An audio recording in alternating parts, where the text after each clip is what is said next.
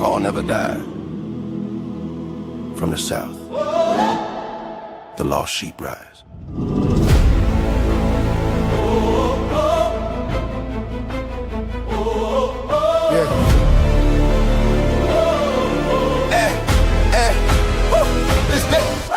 From Mississippi soil where the history heavy changed in the land, but the promise still steady. Names got taken, truth got buried, but the word still breathing, never went missing. Lost sheep scattered, still hear the tone. Shepherd calling, saying bring them home. Not a rumor, not a myth.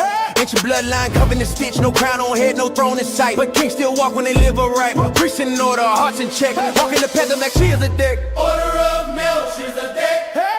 Hey, stand righteous, stand correct. No beginning, no end, we said. Walk in truth, no disrespect. Order of Melchizedek. Order of Melchizedek. Lost sheep found, hearts reset. Lost sheep found, hearts reset. From Tupelo we represent. From Tupelo we represent. Israel rise. Remember that. Remember that. Not here for hate, not here for noise. Here to rebuild men, women, boys. From prison walls to broken homes. Still hear our voice through flesh and bone. Teach the law, apply the way.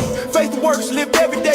Not traditions handed down, but ancient paths we walking now. 12 tribes breathing, still intact. Truth don't change, that's fact. Scattered, warned, and gathered again. Written long before the pen. Order of Melchizedek. Hey, stand righteous, stand correct.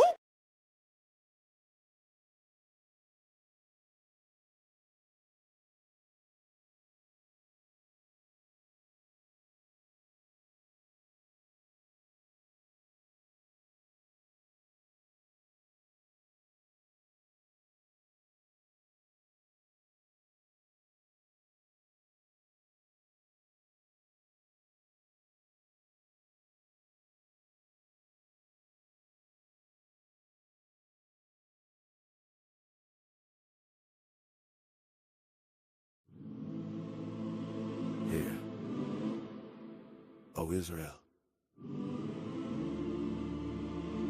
the call never died. From the south, the lost sheep rise.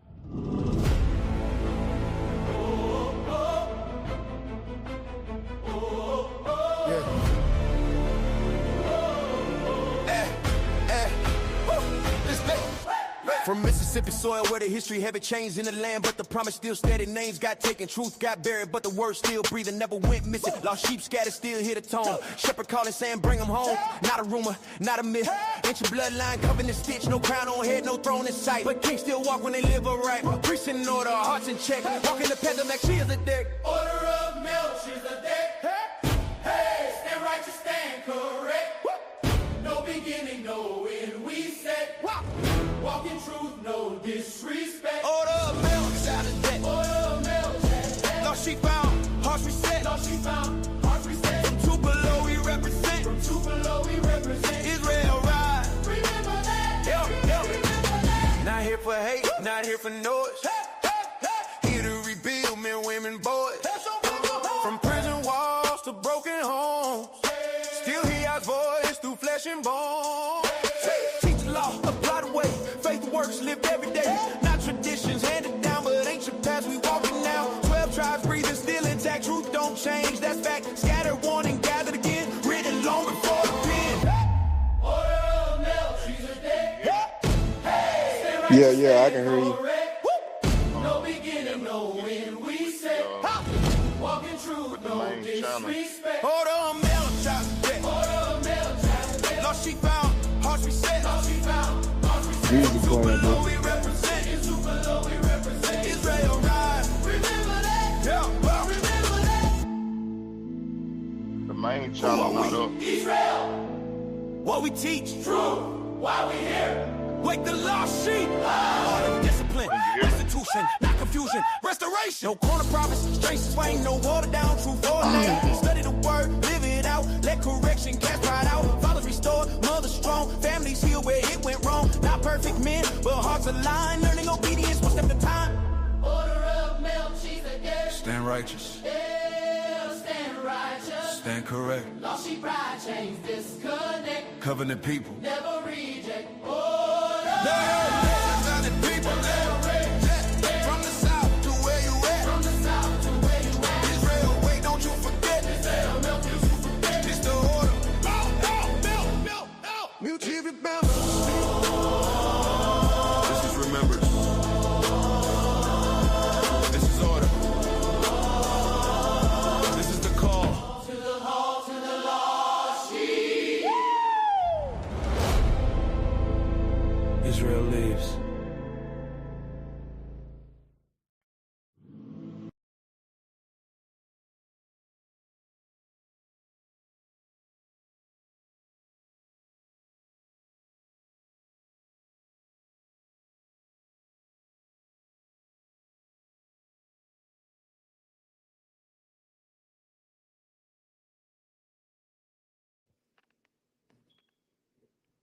Hey, Steph, can you hear me?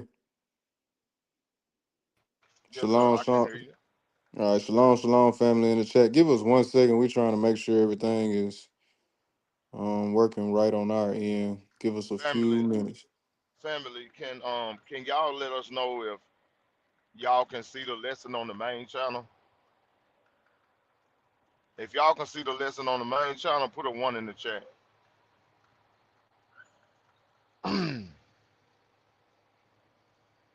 On the Tupelo Melchizedek channel, if y'all can see it, let us know.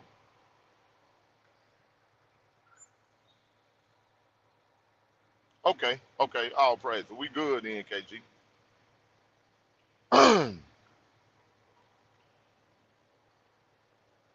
Well, family, welcome, welcome, welcome to another Tuesday, Back to the Basics Tuesday. I am your brother Stephen Israel, and we are on the Melchizedek Tupelo, Mississippi. We thank y'all for tuning in with us tonight. My brother KG got a great lesson prepared for you tonight, and the name of the lesson is Easter is not Passover. Easter is not Passover. So, family, get your pen or your pencil, get your notebook or your notepad, get you something to write with, get ready to take some notes, write these scriptures down, and follow along with us as we go and dive into these scriptures. More than anything, get your sword out. Get out your sword. Let's get ready to break the bread of life. I also want to say that we are not a hate group. We don't hate anyone because of their race, their religion, or their gender. We are a Bible based group, and we teach from the 1611 King James Version Bible, including the Apocrypha. So we just want to welcome all of our family that's scattered to the four corners of the earth. Welcome to our little sanctuary in this captivity down here in little old Tupelo, Mississippi. So welcome, family. Welcome. We're a little short-handed tonight, but me and KG gonna try to get this thing done. Well, we're not gonna try to get it done. We gonna get it done through the Definitely gonna blessing get of it the Most done. High God, through the blessing of That's the right. Most High. That's right. So with that being said, I want to introduce the teacher for the night, none other than my brother, the young gunner. KG is in the building. Shalom, Hebrew. Shalom, shalom, brother. Shalom, brothers and sisters in the chat. Welcome to Back to the Basics Tuesdays. And we can't forget about our host, Stephen of Israel. What up, Man, bro? all praise to the Most High, Hebrew. Man, I'm excited every single solitary time that the Most High allows us to sit before or stand before His people and share His word. Because guess what? He didn't have to do it, man. It's a lot of people that didn't make it this morning. They didn't wake up, That's right, bro. or throughout the day, sometime today, they expired, and he called a number, man, and they had to go home, Hebrew. But we are able to be here and do what it is that the whole duty of man is, and that's to serve the Most High God. That's right. So, man, I'm just thankful for that. I want to say shalom to all the brothers and sisters in the chat, all the brothers and sisters that's gonna watch this later on. Shalom, shalom. Shalom, shalom. Well, without further ado, brothers and sisters, like Brother Stephen said, bear with us tonight. We are a little bit short-handed. I think the brothers will be able to get in here later as soon as they can, but right now we're just gonna do the best we can with what we got. Tonight's lesson is called Easter is Not Passover. I'm gonna say that again for the people in the back. Easter is not Passover. Tonight we will be breaking down a better understanding of the origins of Easter, a better understanding of the significance of the crucifixion and the resurrection, and why it ties more so into Passover than it does Easter. This lesson is not to step on anybody's toes, but it is to educate those that may be misinformed or that just want to learn something new. Um, First, we want to give our praise to the Most High Yah for allowing us to be able to come before y'all again and be amongst like-minded brothers and sisters. Hope everybody's having a beautiful day. I've been getting a lot of rain my way, so I'm about ready for the sunshine to come out. But we ain't gonna Hey, do like too. Brother Warrior say, nevertheless. Hey, I know that's right. Nevertheless. But like Warriors, I always, saw you try to call me, Hebrew. I was getting ready for the lesson. But go ahead, KG. okay. Like always, brothers and sisters, we're gonna start out with a few questions. No wrong answers when you're dealing with brother KG. We all know that. No wrong answers when you're dealing with brother KG. We're only here to elevate each other, learn something that we probably didn't know, or refresh from something that we may not have studied in a while. So, first question for tonight, brothers and sisters.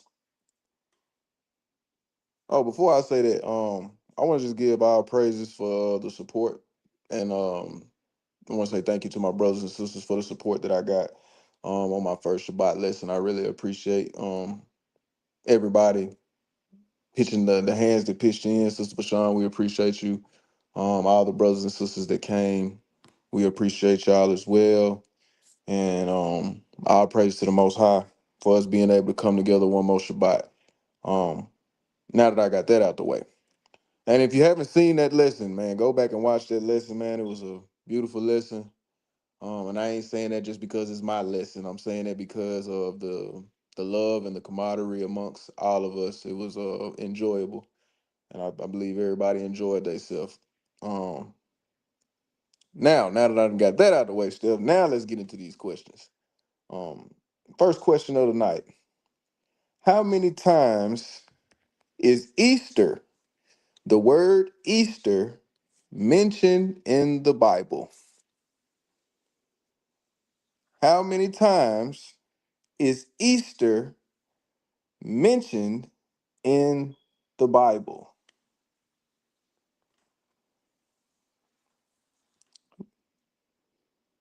Look at the songs. Okay, I see you, Warriors. Hey, boy, y'all didn't waste no time on that one. All praises, all praises. Hey, they knew the answer to that one, didn't That was a quick one. That was quick right there. All praises. But yes, that is correct. they? Uh, it is only mentioned one time between the between Salaki, between the Old Testament, the Apocrypha, and the New Testament. It is only mentioned one time, brothers and sisters, one time. Can Once. anybody once? Can anybody tell me the scripture that it is mentioned in? Y'all answer that one too quick. I got to throw two. I got to throw three more questions in there Hey, you now. got to throw a curveball at Yeah, them I this got to throw time. a curveball now. What scripture? Order of Salaki, order of Acts 2 and Melchizedek. 4. Hey, Acts 2 and 4. Yeah. Yeah. Oh, dark. I see you. Hey, shalom, Brandon Lewis. It's Order of Melchizedek Tupelo. Is that right, Steph? What, what, did, The what did he add? YouTube channel. Order Melchizedek, Tupelo, Mississippi. Okay. That's the channel I think everybody own, ain't it? Yeah. That's Well, the one he. I had to go back and reset. Yeah. He just asked. I think he may be watching from Facebook, but it is. Oh, okay, okay. Yeah, it's Order Melchizedek, Tupelo, Mississippi, B. Lou.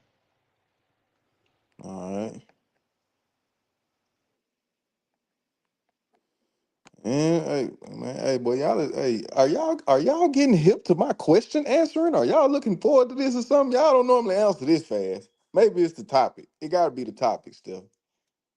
Brother Dark, you are correct. Hey, they don't research this thing. Hey, they know it ain't in there but one time, and it's in Acts 12:4. Acts 12 and 4. That is absolutely correct. Correct. Shalom, brother Mikael. Shalom, brother. Um, I hear you. I hear you, brother Dark. I hear you. All praises. Study to show thyself approved. I see you, brother. All That's praises. right. That's right. Hey, you know that brother right there studied for sure. Yes, yes. Hey, he was at the Shabbat. He was at the Shabbat. He wasn't doing nothing but taking notes, y'all. He was in the corner the whole time taking notes. He made sure he got everything he needed to get. All praise to And we that. will be back on the third Shabbat of this month. Yes, sir. Yes, sir. Hey, Yes, I wasn't sir. able to make it this time, dog, but I want to see your face in the place on the third, Hebrew. I want to fellowship with All right, y'all answering these questions. I'm throwing fastballs and y'all knocking, y'all hitting home runs tonight. Okay.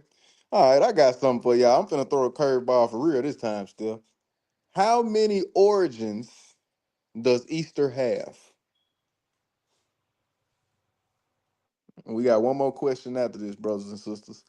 But how many origins does Easter have?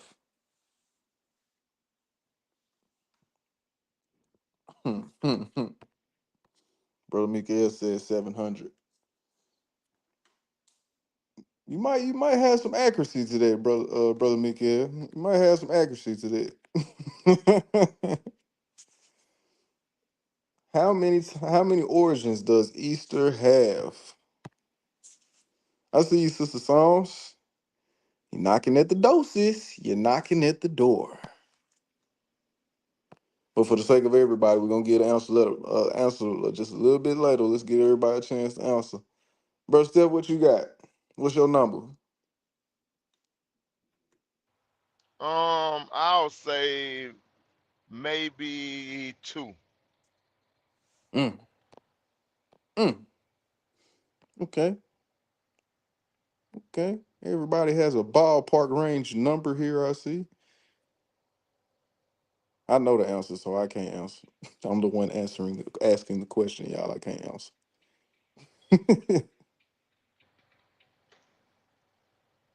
Anybody else? All right.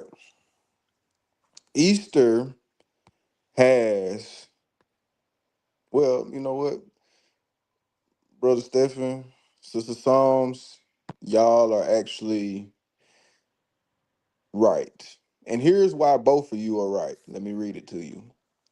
Easter has two primary blended origins: the Jewish festival of Passover and the Christian celebration of the resurrection of Jesus.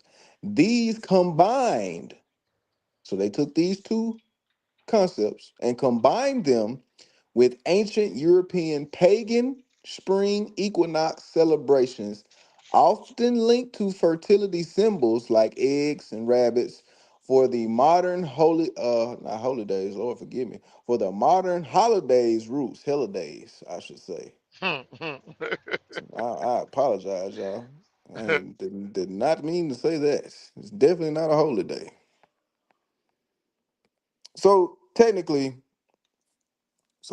yes, it started from two aspects. Then it combined with another aspect later on in history. Um, Here's the thing about Easter, brothers and sisters. The problem with Easter is the deity in which surrounds it. This deity that is surrounded with Easter has been around since the Old Testament. I know some of us have probably heard of Ishtar, Asheroth. When you hear these names, you're basically talking about the same deity. Problem was, well, it wasn't a problem, but when you went into different parts of the world or different religions in the world, they would have a different name for it. So that's why in the Bible you have, for an example, um, that's why in the Bible you have an example far as in the beginning it says Ashtaroth. And I think it's First Samuel 7:1 and 3. You see the name Ashtaroth, or you see in First Samuel and Judges you see Ashtaroth. Then when you get midway into the scriptures, like for example Jeremiah, you see the name Ishtar. In history books, or like when you look up the history, you see Ishtar, Istar, um, and then we have in Acts, when we get to the New Testament, you see that there were a group of people worshiping a deity named Diana.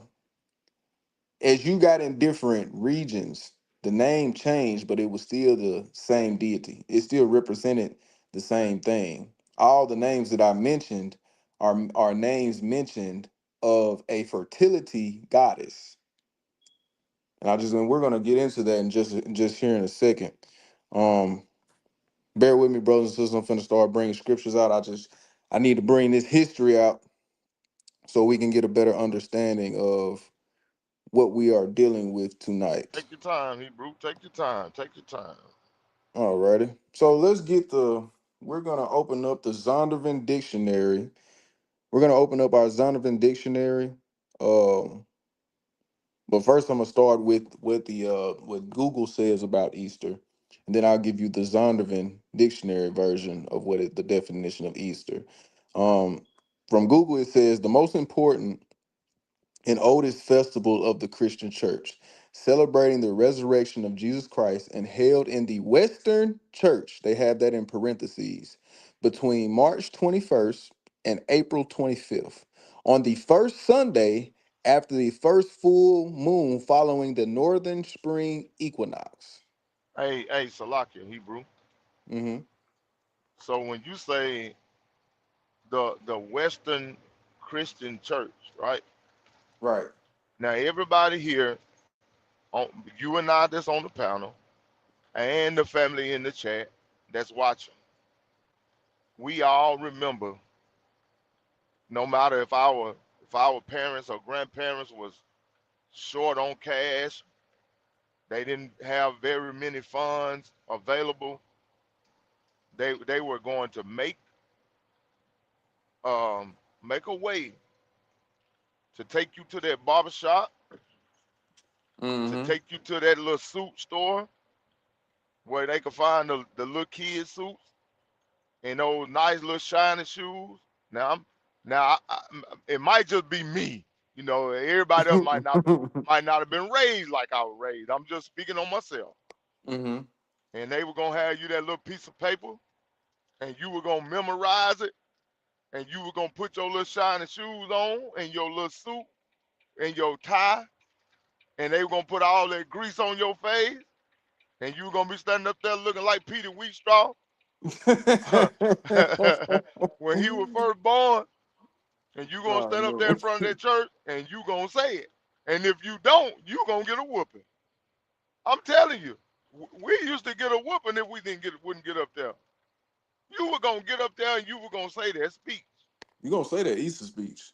You gonna say that speech now, and you gonna put that suit on. Now I will admit, now we were glad to put the suit on because we didn't hardly get to wear no suit in my house. But we were glad to put the suit on them little shiny shoes because we thought we were looking cute. Well, my grandmama used to have our face shine in KG. Well, we used to stand up there in front of that church, boy. And when I was a kid, boy, I used to have real curly hair. Boy, my grandmama put that stuff on my hair, boy, had me stand up there, because I had a little miniature fro. Boy, she had me up there, KG, in front of boy, I stand up there with my little chest out. Because we didn't know no better, bro. Like, Right, you right. we were You right. doing what we were taught to do. We thought that was the right thing to do. Hmm. And it was going, and from the little bitty kids all the way up to the deacons and the pastor, everybody was going to have on that suit. You were going to get those checkerboard suits. You were going to get the plaid suits. You were going to get the yellow, the orange and green suit, the purple. Now they even wear pink suits now. Hey, I think that purple and that yellow suit is probably the hardest. Hey, They don't. but Them you pink gonna have suits and all them different purple and yellow colors. suits, boy, they used to be rough with them joints. I'm gonna I'm tell you. telling you now, that sky blue suit. Shalom, brother, here tonight. You doing all right? Shalom, brother. Man, hey, the Lord is good, man. I don't want to break up any conversation y'all having right now on the live, but I want to give y'all a small testimony if I'm allowed to at this moment. Go ahead, bro. Come on with it, bro. What you got? How do we know that the Lord is with us? It is through His recompense that you know He's with you. Because when someone touches you or someone does something wrong, and I'm using touch not in the sexual sense, but when somebody does something to you that's evil, you can best be assured by the time your heel leaves that place, Mm-hmm. destruction is gonna come. A lot of times we are the angels of destruction just by the fact that we have the last piece of proof that the Lord has before He decides to level somebody's life. Praises, bro. You right about that though. So we gotta, and when I say that, we have to be mindful of our relationship with the Most High and hold that dear and not take that what's the word I'm looking for For granted. granted. Mm-hmm. Yeah. So yeah, we'll talk later about this. I'm gonna have to probably put it out in the class, but man, touch my not my anointing and do my prophets no harm is a serious thing, man. And Yes, Esau sir. gonna figure that out. Yes, And sir. going right along with what you're about to teach, that anointing is also his holy days. Mm-hmm. Not only Esau, That's right, brother Yeti, That's not right. only Esau, even I the don't know. Hey, people. I don't know what it is, but I'm glad he brought you through it, brother. That's all that matters. All praises. Can y'all hear me? Yeah, I can hear you, Stephen. What's going on? Okay. I KB, can can't you hear hear him. me? Let me jump back out real quick. I can't hear him. Not only Esau, brother Yeti, but the people of our own nation. They worse than Esau. Yeah, yeah. But the one thing I learned about that is I'll say it like this. To be honest with you, what do we have to fear the most? Do we fear delayed judgment or immediate judgment? Because I a lot fear of Immediate. times I fear both. I fear both too, but I'm saying a lot of times with Jake, he has a lot more mercy because sometimes you be seeing our people and they be like, "Golly, how you keep getting away with this?" But then that whipping comes because you like, you deserve that one. Mm-hmm. But that delayed, I kind of, if I had to choose, I would fear that delayed judgment more because sometimes you can write a check so big that your behind couldn't cash the first dollar, but you definitely can cash that $1 million check.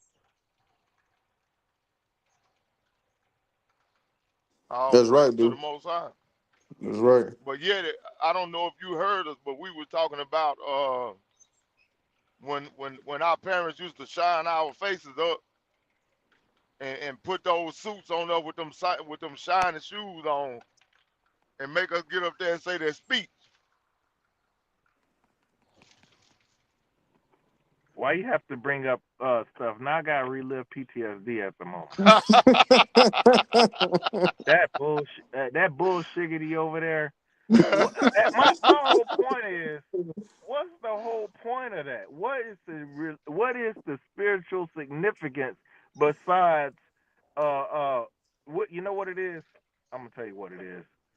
Our parents a lot of times want to live vicariously through us and show how good of a parent they are by having us read some dumb speech like that Martin Luther King speech. Everybody talking about that's right, baby. That don't do nothing for our people. what Oh, they they want what they be saying, yeah. All right, baby, you got it, and knowing good and well that little. Hey, I'm gonna say something. Hopefully, I don't get caught up. You know that little retarded son of a gun don't know how to read and he the worst kid on earth. But you gonna throw him up there with a suit, getting him ready to be the next pastor of the church, knowing he about to fleece the flock. Eddie, you ain't used to go up there and not be able to say your speech, did you? You just Man, you ain't get deer in the headlights up there, did you?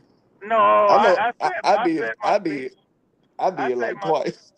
I said my dumbass speech didn't do anything for me as a person. Didn't definitely didn't get me ready. Didn't, hey, I'm sorry guys. I know we doing this for the Lord and we celebrate. Hey, I'm all full of truth today. Them dumbass them dumbass speeches didn't do anything get me ready for what I was about to endure in this life. Didn't Oh, help you out at praise. all. No, talking about Man, all Jesus, praise. talking about Jesus wept. No, I wept because she didn't get me ready for these situations with these Edomites. Hey, they didn't know no better, bro. But No, they don't And know.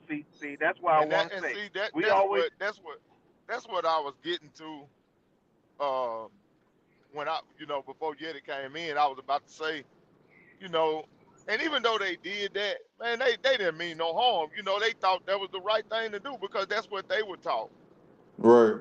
You know what I'm saying? But now that we know better, now that the Most High have opened up our eyes to the truth, it's our job to make a change. It's our job to correct all of those mistakes that they made. I'm a, That's right. I'm gonna be a little lukewarm in my response, and forgive me when I say that. And one way I do believe people know better, but another way, how many times you gonna cut ghost peppers and wipe your eye with that same hand, and then try to call it tradition? At some point you gotta take some account and look at things and say, you know what? I've been paying all this time into the storehouse, and the men's bathroom look worse than the bathrooms that are at the softball fields. Mm. But the women's bathroom got a brand new home and garden television. And, please tell me, what am I putting my money in? So at some point, you got to ask yourself that question, and we got to stop. And I'm not saying anything about y'all brothers when y'all say that. Sometimes we got to stop giving people excuses for being total dumbasses. You're right, bro. Let's get back into these to this history that we got to bring out real quick. Bring it out, Let's do Hebrew. that. My bad. Um, My bad for my language, but sometimes it just. oh, I understand, bro. Hey, trust me. Me and Steph have days like that all the time, bro. We be having, Yeah, hey, tell them Steph, we be having to fight through it too. But man, you better know it. I'm going into the Zondervan dictionary. I'm gonna read the Zondervan dictionary definition of Easter. It says rendered Easter in Acts 12 and 4 in the KJV, but correctly translated Passover in the ASV, which would probably be the American standardized version, the day on which the church celebrates the resurrection of Jesus Christ. Easter is celebrated on the first Sunday after the full moon following the vernal equinox, the date of Easter varying between March 22nd and April 25th.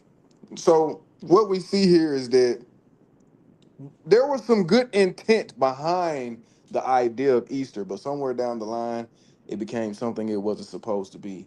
And it also took place of something. It took the place of something that it never should have taken the place of. And so, these definitions have said that it was something that was celebrated or was looked at as a certain way. So, for the sake of argument, let's see where, let me see. All right, I already looked at that one. Salakia, bro. Go ahead. Um, with these folly days, bro, and looking at the origins of these things, and Mm-hmm. the information that they provide us, you know, when we read these things, we gotta always take into consideration who created these things and where Mm-hmm. they came from. That's Who right. they came from and where they came from. Because the Chew up, only chew up the meat and righteous, spit out the bone. yep, the only righteous days for celebration are the ones that the Most High created and gave us. Yes, sir. That's right. Those are the only ones. There's not anymore. So anything that's man-made that they invented and called it a holiday Mm, is wicked. yes, sir. Go ahead, bro. I'm just now we're gonna get into these origins a little bit deeper. Um, Oh, Easter originated from a complex blend of early Christian commemoration of the resurrection of Jesus and ancient pagan spring traditions. We already covered that. Let's go a little bit deeper. Uh, Jewish Passover. Easter is deeply rooted in the Jewish Passover. As the New Testament states, the crucifixion and resurrection of Jesus occurred during this festival. Now they we're gonna go to the Council of Nicaea in 325 AD. This council formally established that Easter should be celebrated on the first Sunday after the first full moon, following the vernal equinox, to ensure it fell on the Sunday. Now we're gonna go into um mythical origins. Hey, hey, hey, hey, Uh, right Salakia. there, right there. Hey, Yeah, yeah. Go ahead. Yeah. I'm probably gonna say the same thing you said. Now remember, who started the Council of Nicaea was Constantine. that's So right. Emperor Constantine, what he was trying to do is unify. So we gotta look at it. At that time, Rome was falling apart. So Mm-hmm. they went to the same religion, quote unquote, that they were ostracizing for years as the savior to keep the empire together. So with that being said, they were going to have to bring in other people from other religions. So what they said they brought in about for the Council of Nicaea about 200 bishops. Now they only specify they don't. There's no account of who was all Jew, based in our beliefs. There's no account of who was all there based for Christianity. There was nobody there. How many pagans were there? But they all seemed to get together to come together and do these things and say these things. But also the interesting part of it is they kept us out of it. Notice Mm-hmm. that we didn't have a say so in that. That's I right, digress. bro. What you had, brother Steph? What I was going to say, um, if you would notice the way that they worded that, Mm-hmm. they say that they merged Christianity and they merged this. How did they word it? Read that one more time, because I kind of lost my point.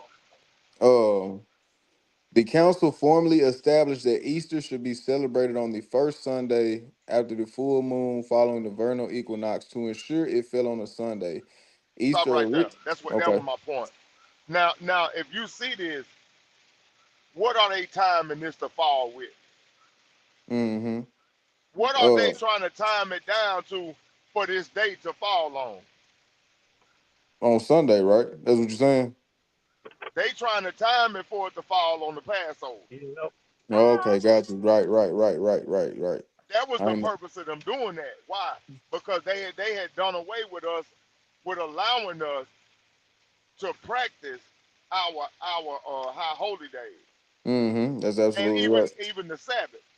So Mm-hmm. what they were doing was they was trying to give us something to take the place of the most high holy days, to cause us to fall into pagan worship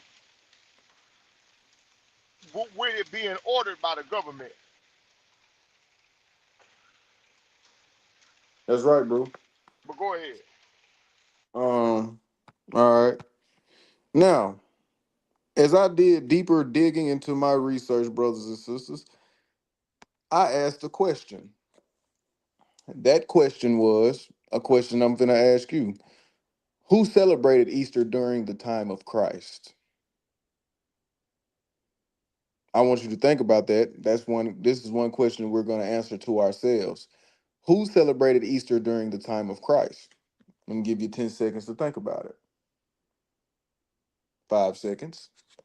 All right, here's your answer. Easter as a holiday, let me say this again.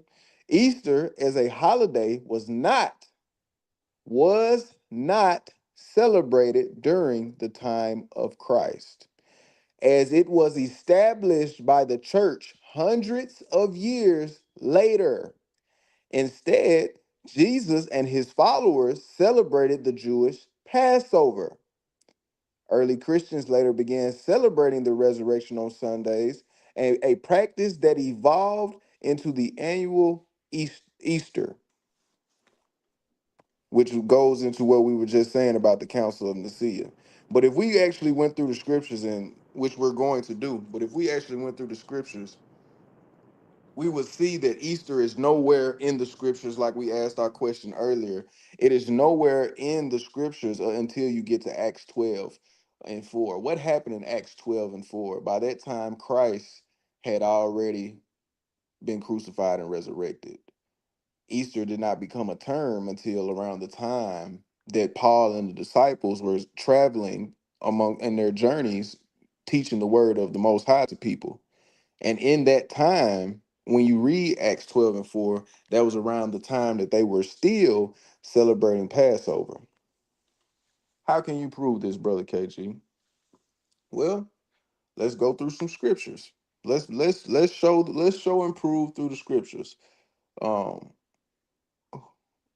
First off, let's start with we're gonna start with Acts. I'm gonna read Acts 7 and 37 through 38 because a lot of key words that I wanted us to pay attention to in the little brief passages that I was reading is that they kept saying the early church.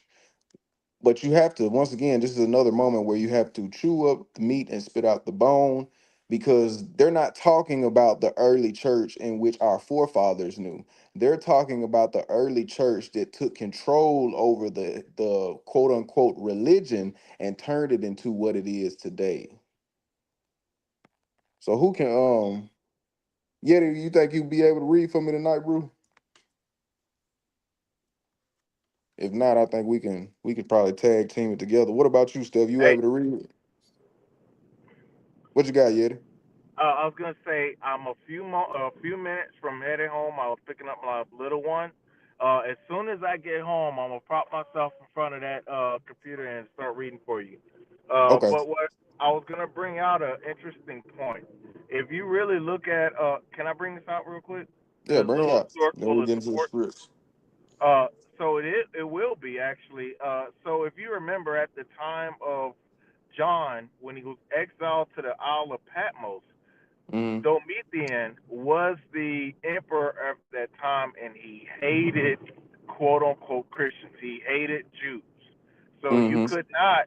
you could not profess yourself to be a Jew, or they'll kill you. Remember, Mm-hmm. during this time, we were being thrown into the arenas to get eaten by lions and destroyed by the Roman games at that Right. time.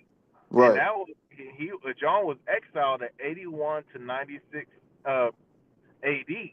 Now, that's why you see that setup of while they were starting to include Easter into these times because at that time they couldn't do that. So it was an easy way for Satan to slip in his unholy day, which was just another way to honor Babylonian gods such as Isis and Ishtar and Tammuz. Mm-hmm. I could remember, and going back one more time, remember they were serving all these gods, but they had an altar to the unknown God, which is the Most High Yahweh for us. So Mm-hmm. remember that. But I just wanted to bring that out to support your point. All right, praise. I appreciate that, bro. All right, brothers and sisters. Um, What script you got, bro? let's if you can, let's go to Acts 7, and I just want 37 and 8. We You gonna said what now? Acts chapter 7, and I just want 37 and 8. We gotta All right. set our foundation for the point we're trying to prove tonight. You said Acts chapter 7 and verse 37 and 38. Yes, sir. All right. Acts chapter 7 and verse 37. And it reads, This is that Moses, which said unto the children of Israel,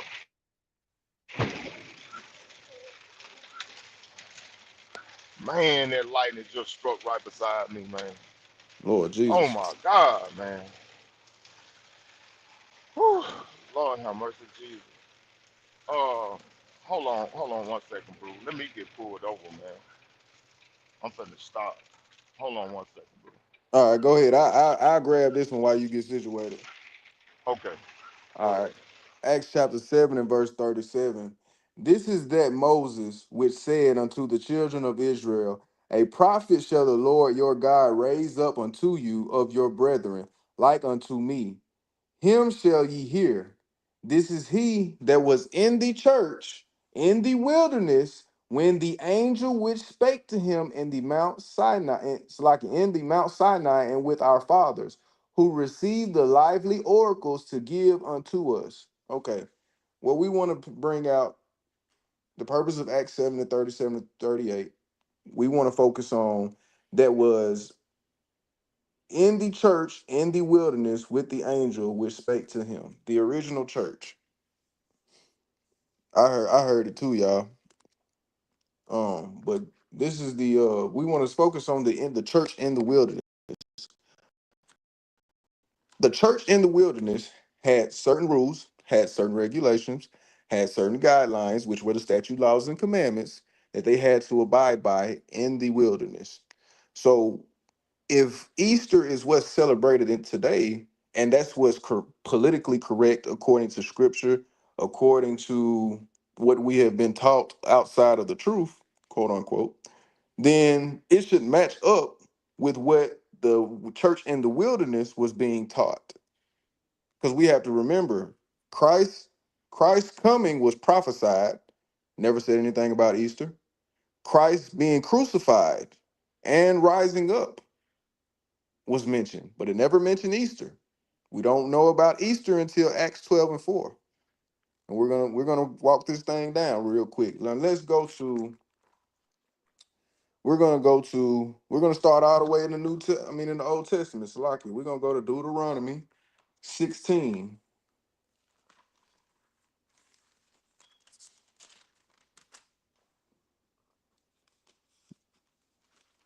Deuteronomy chapter 16. And we're gonna start at verse 1. Deuteronomy chapter 16 and verse 1. Observe the month of Abib and keep the Passover unto the Lord thy God. For in the month of Abib, the Lord thy God brought thee forth out of Egypt by night. All right, so here we have it. Deuteronomy, we have the Passover. And I'm building this up to something later on in the lesson, brothers and sisters. So I just need y'all to bear with me for a second. Thou shalt therefore verse 2, thou shalt therefore sacrifice the Passover unto the Lord thy God of the flock and the herd, in the place which the Lord shall choose to place his name there. Thou shalt eat no leavened bread with it. 7 days shalt thou eat unleavened bread therewith, even the bread of affliction. For thou camest forth out of the land of Egypt in haste, that thou mayest remember the day when thou camest forth out of the land of Egypt all the days of thy life. All the days of our life, we were supposed to remember the Passover. What happened? What was done? What was the purpose of it? From generation to generation, we were supposed to remember the Passover. Now, how many of our brothers and sisters outside of the truth even know how to celebrate the Passover nowadays? They don't, because they too busy knowing about Easter. They can tell you everything about Easter that they need to know, that you need to know, but they can't tell you anything about the Passover. Well, Shalakia, Come on with it. they also, if we look at it, they don't Mm, believe the Passover is for them. They believe it's for another people. mm. But even That that, other, even that Yedidiah is a contradiction, because when we get into the kingdom, we're not going to be celebrating Easter. You're going to be celebrating Passover. well, So it we is know something that, that you have to know about. Go right? ahead. But it's real easy to forsake something that you don't claim ownership over. Hmm. For example, let's say they always say, well, the Bible is the other man's book. They don't say it's our book. So when you say, when you have possessive, like yeah, the Most High is possessive over His people. Mm-hmm. But if we don't say, hey, this is our you okay, look at the scripture when it says, you shall be I will be your God and you will be my people. That's a very possessive thing. But if we as a people are trying to say, well, that's not for us, we don't do that. I never did no Passover. That's for them other folks over there. Then guess what? You're not bound by your own word to actually even think about it, much Mm-hmm. less do it. So that's the other thing. We have to get people to understand that this book is our book. It's for us as a people to serve our God. But they don't see that. But they'll do Easter because it's their way of celebrating their family or celebrating something that they have going on. So Mm-hmm. that's one part of that possessive that we have to get our people to understand. I digress. All praise. Shalom, brother Mikael. Shalom. Shalom, brothers. All right, shalom, shalom, brother. KG, I'm good now, bro. What you need I Okay. to get? uh, I can read for you, KG. That's why I came up here. All right, let's for the sake of time, let's tag team it. Let's everybody tag team it. Y'all, I'll grab some and y'all grab some. Steph, get Exodus chapter 12, and I need let's go two through verses 2 through 9, All right, I got you. and Exodus then chapter 12 and verse. I'm gonna read one with it. okay. And the Lord spake unto Moses and Aaron in the land of Egypt, saying, this month shall be unto you the beginning of months. It shall be the first month of the year to you. Speak ye unto all the congregation of Israel, saying, in the 10th day of this month they shall take to them every man a lamb according to the house of their fathers, a lamb for an house. And if the household be too little for the lamb, let him and his neighbor next unto his house take it according to the number of the souls. Mm-hmm.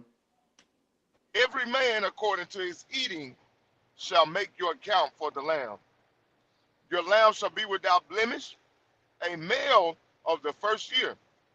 You shall take it out from the sheep or from the goats, and ye shall keep it until the 14th day of the month of the day of this same month.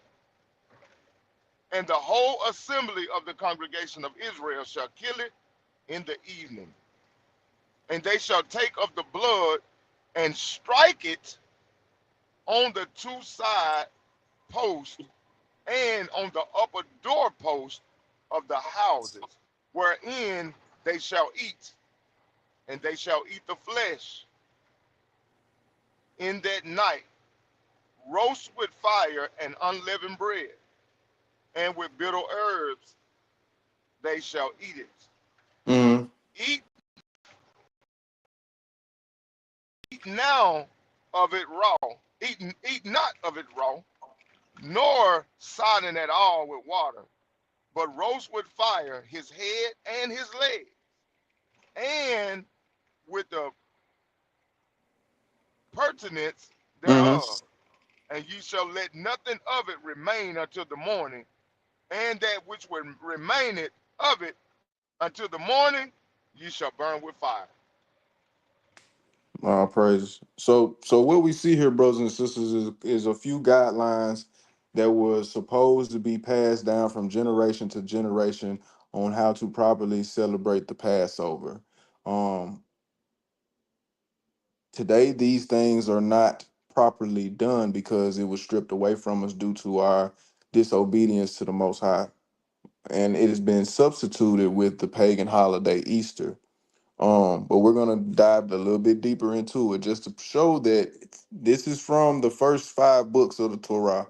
We have not, and everything that is tied with the Passover has not mentioned anything about Easter, which we already know that because Easter does not come about until Acts 12 and 4. But I'm proving the point of why I'm bringing this out. Brother Mikael, if you don't mind, can you get Leviticus 23? And I just want 1 through 5. And Steph, after that, Steph, you get Numbers 9, and I just want 1 through 5 on it. All right, Hebrew.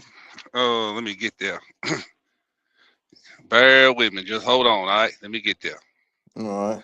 We got Leviticus 23, right? Just 1 through 5.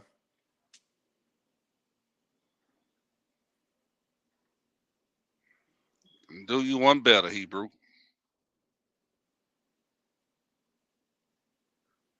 Here we go.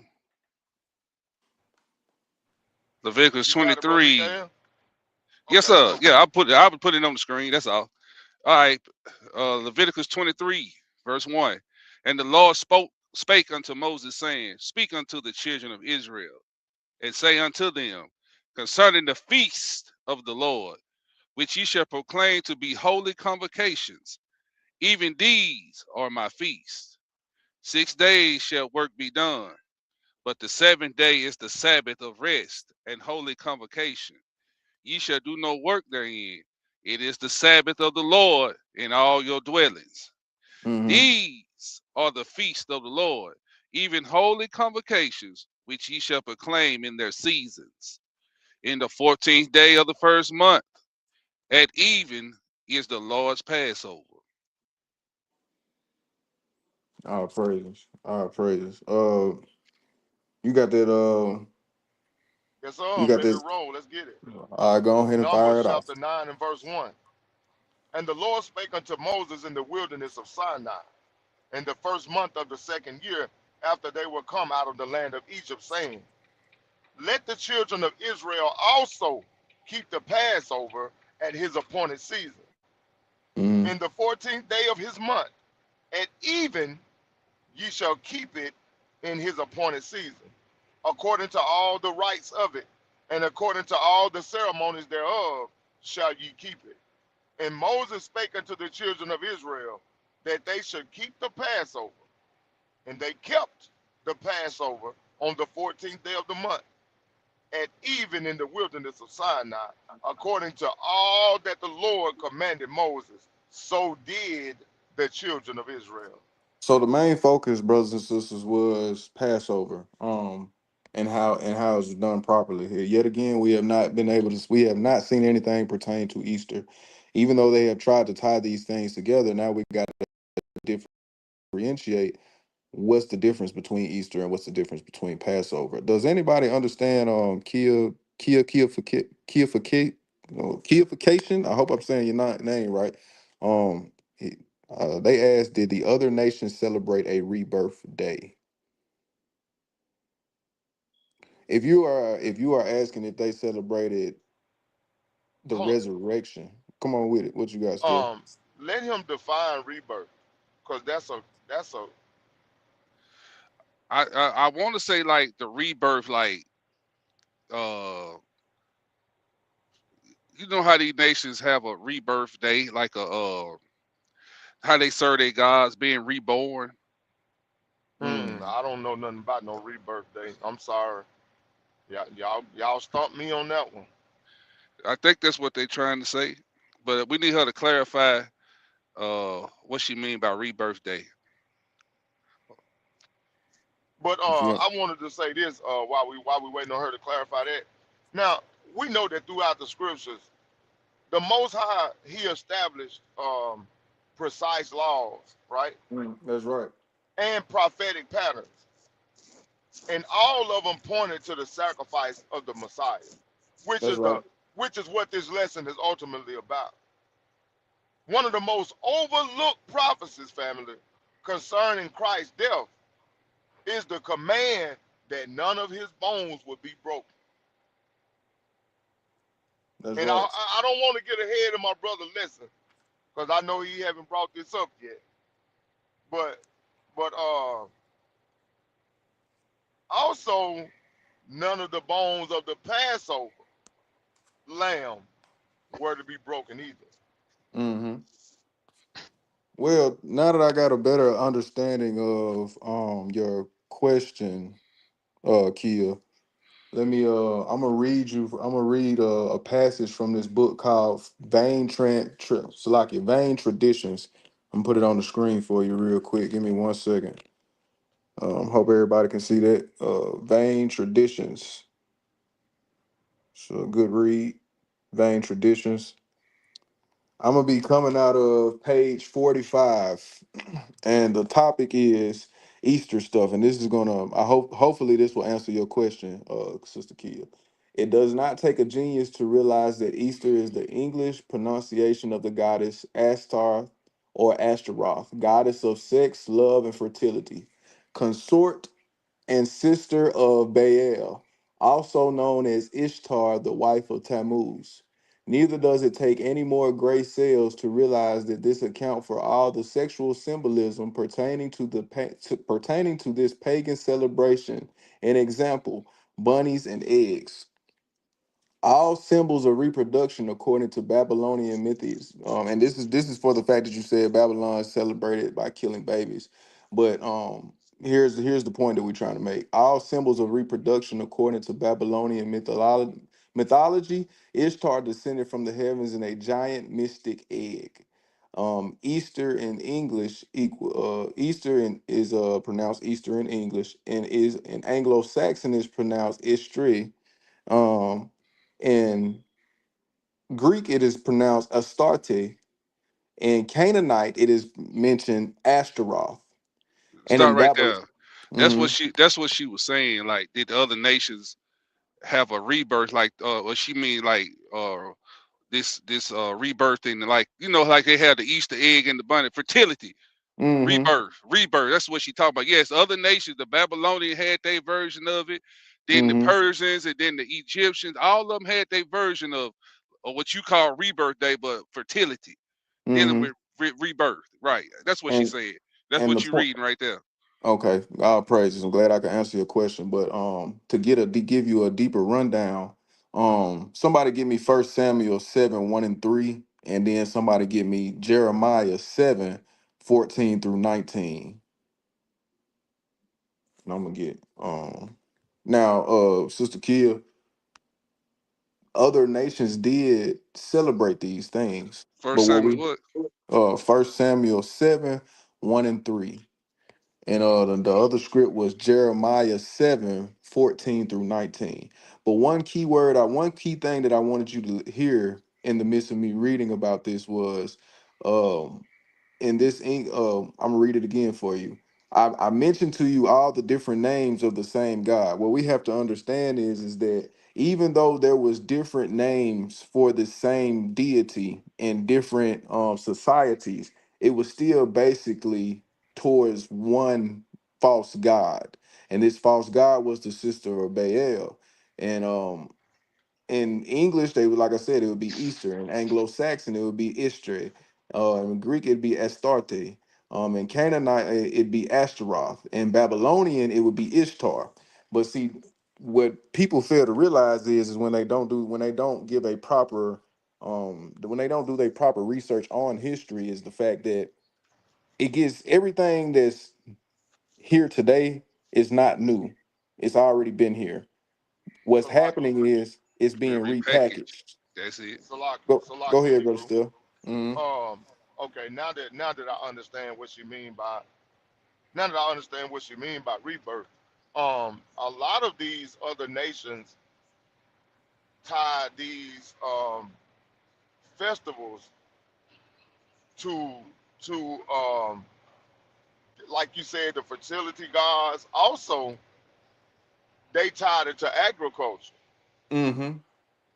as well as the fertility gods, and they tied it to the seasonal cycles as well. This rebirth that what she called them rebirth, it was Mm-hmm. tied to a lot of different things. Um, Also, these things existed long before Christianity. Mm-hmm. These things right here, when they spread it through the Roman Empire, Mm-hmm. it was already it was already well known before the Roman Empire was even established.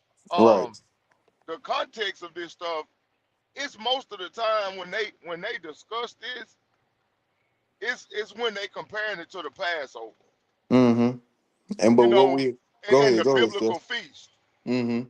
you know, like the spring festivals, um, This is where they emphasize that what she's calling the rebirth. Yeah, that's where Like it was like actually like the Babylon, celebrating and stuff. like in Babylon when they celebrated that Ishtar festival, Mm-hmm. it was in the spring. Mm-hmm. And it, like I said, it was tied to the seasons, it was tied to agriculture, and it was also tied when they was trying to tie it in with the holy days of the Most High God. So it's like a three-pronged attack against the law, statutes, and commandments of the Most High. That's right.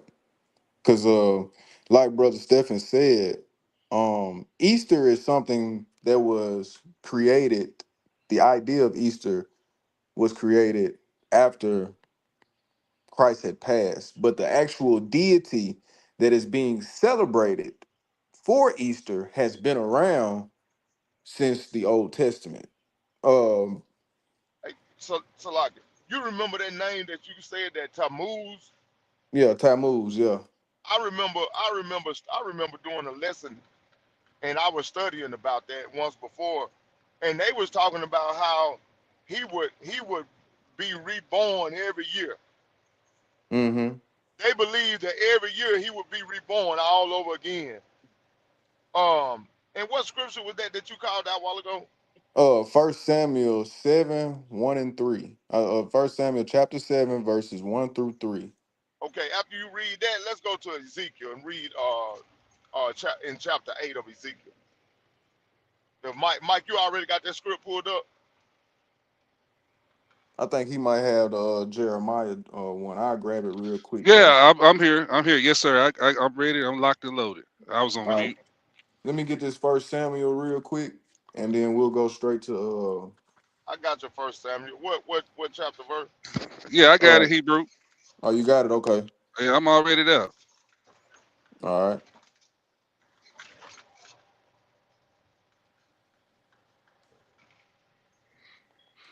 Are you ready? We'll be Yeah, reading bring it right out. now. Bring it. Okay, Yeah, all right. bring it out. The men of Kereth Jearim came and fetched up the ark of the Lord and brought it into the house of Abinadab in the hill and sanctified Eleazar his son to keep the ark of the Lord. And it came to pass while the ark abode in Kirjath that the time was long, for it was 20 years, and all the house of Israel lamented after the Lord. Verse 3. And Samuel spake unto all the house of Israel, saying, If ye do return unto the Lord with all your hearts, then put away the strange gods and Ashtaroth from among you, and prepare your hearts unto the Lord, and serve him wholly only, Mm-hmm. and he will deliver you out of the hand of the Philistines. All right, so here you have it. You see that word Ashtaroth. We just learned that Ashtaroth was the Canaanite description or name for the deity Ishtar that the Babylonians would call Ishtar, or that in English language was called Easter. So the point that we're showing here is that this deity was causing problems even back during the times of the Torah or the Old Testament, or the first five books of the Bible. This deity has been around. Like I said earlier, they just use different spring festivals and pagan traditions to repackage the same God. I'll show you this after Brother Stephen bring out his Ezekiel. All Go praises. ahead, man. Yeah, let's go to Ezekiel and read Ezekiel chapter 8. And I want to start at verse 8 and go to around 14. Um, I'm already there. I'll read it. All right. It says, Then said he unto me, Son of man, dig now in the wall. And when I had digged in the wall, behold, a door. And he said unto me, Go in, and behold the wicked abominations that they do here. So this is the Most High telling Ezekiel, I want you to go through this door, and I'm going to show you these wicked abominations that these people are committing in this place. Watch this. He say, I'll read it for so you, I Hebrew. went. I said I got you. Oh, I can't hear. I didn't hear you, Hebrew. Yeah, I said I got you. I was already there, but you started reading. You all right, verse Well, Okay, 9. mm, Verse I'm at verse 9. 10. And he Start at said, verse verse 10. 10. oh, verse 10. Okay. Here we go. So I went in, I went in and saw, and behold, every form of creeping things and abominable beast, and all idols of the house of Israel portrayed upon the wall round about. And there stood before them 70 men of the ancient house of Israel, and in the midst of them stood Jazaniah, Jazaniah, the Mm-hmm. son of Shaphan, with every man his censer in his hand, and a thick cloud of incense went up. Then said he unto me, Son of man, hast thou seen what the ancients of the house of Israel do in the dark? Every man in his chambers of his every man in the chambers of his is imaginary, for they say, the Lord seeth us not, and the Lord hath forsaken the earth. He Stop right said, there. all Stop right there. right, Stop right there. So you see, these are the high ranking officials from the house of Israel that's doing this. Mm-hmm. They in the dark doing these abominations. And they think the most high don't see it, bro. mhm. They think he don't see what they doing behind closed doors. Keep Mm-hmm. reading, Hebrew. Verse 13. And he said also unto me, turn thee yet again and see, and thou shalt see greater abominations that they do. Then he Stop. brought me. The most high say, you think that was something? You ain't seen nothing yet. Let me show you this. Go ahead, bro, Mikael. Then he brought me to the door of the gate of the Lord's house, which was toward the north. And behold, there sat women weeping for Tammuz. You weeping for who? Tammuz. Read that 15. You ain't gonna ask me weeping for who? Again? Please do. Weeping for who, bro, Mikael? Luther Vandross. All right, verse 15, family. Freddie Jackson.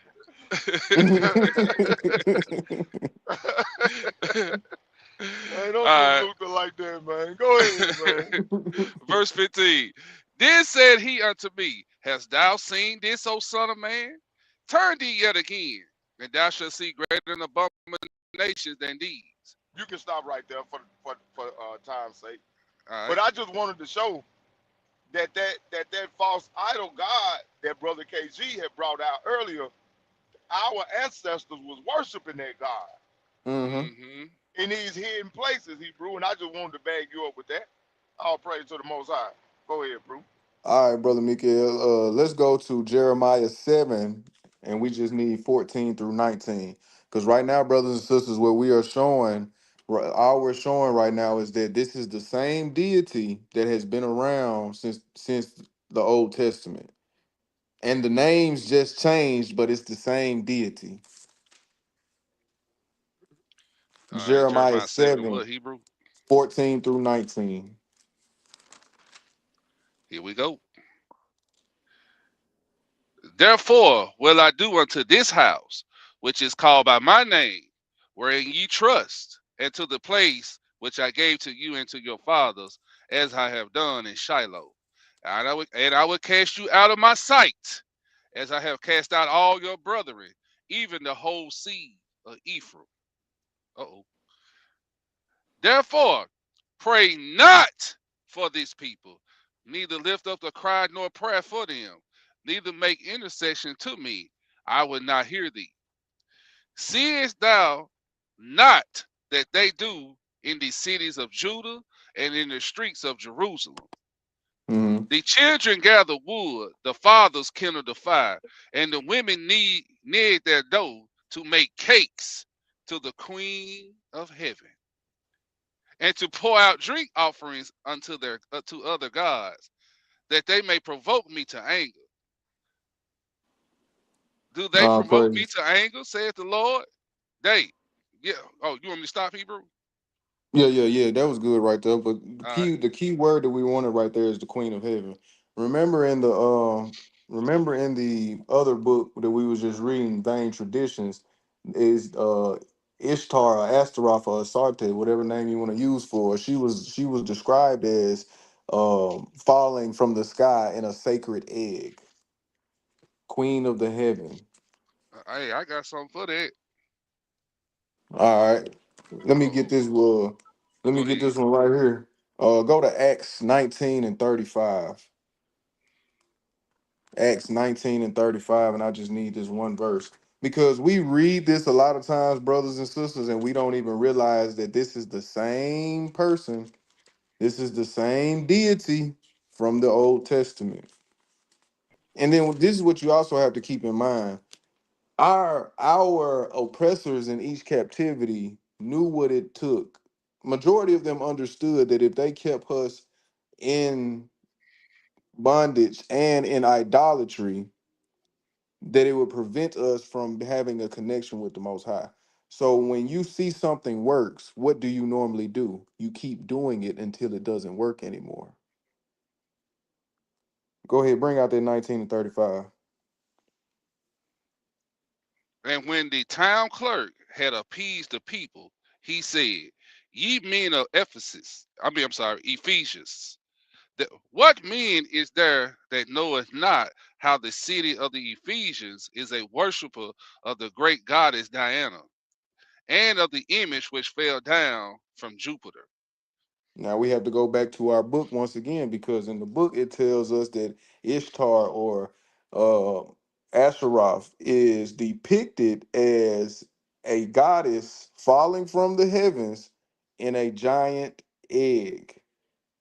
And in 19 and 35, it says, which fell down from Jupiter. You see how all these deities have a different name, but they have similarities each time. All of them have to deal with some type of fertility. All of them have to have some kind of epic entrance or some sort. All of them have the same things that they are good for as far as being a deity, just a different name each time they were mentioned in a different society. Now that we have shown this, we have to now go back and show that Passover was more important than Easter, which we have shown in this, which we have shown through a couple of the scripts that we brought out earlier. But now let's get let's get first Esdras. Let's get first Esdras. I want verse one first. I want verse one first. You want But what first was Esdras? I think yeah, first Esdras chapter 1 and verse 1. I think that's what I got wrote down. I hope I wrote it down right. I'm bad about doing this sometimes. All right, they Let got me me loaded, see. KG. I'm gonna read this. I'm gonna read this for you right quick. They got me loaded. All right. Oh, I got it. All right, it says first Esdras 1 and 1, and Joe, is that Josiah's or Josiah? Uh, yeah, Josiah. Yep, that's it. All right. And Josiah held the feast of the Passover in Jerusalem unto his Lord, and offered the Passover the 14th day of the first month. So here we are. We're in the Apocrypha now, and we see that Passover is still a thing. The actual Passover is still a thing, and I appreciate you, brother Mikael, for Yeah, helping I'm out with sorry, that. Hebrew. I'm Oh sorry, no, Hebrew. no, you fine. Yeah, You fine, let me bro. get it. I'm gonna try to get it right back up here. Let me go straighten this out. Go ahead, go ahead, go ahead. We got it. I All right, appreciate you. all right. Now that we got we read first Esdras 1 and 1. Let's jump down to verse 10.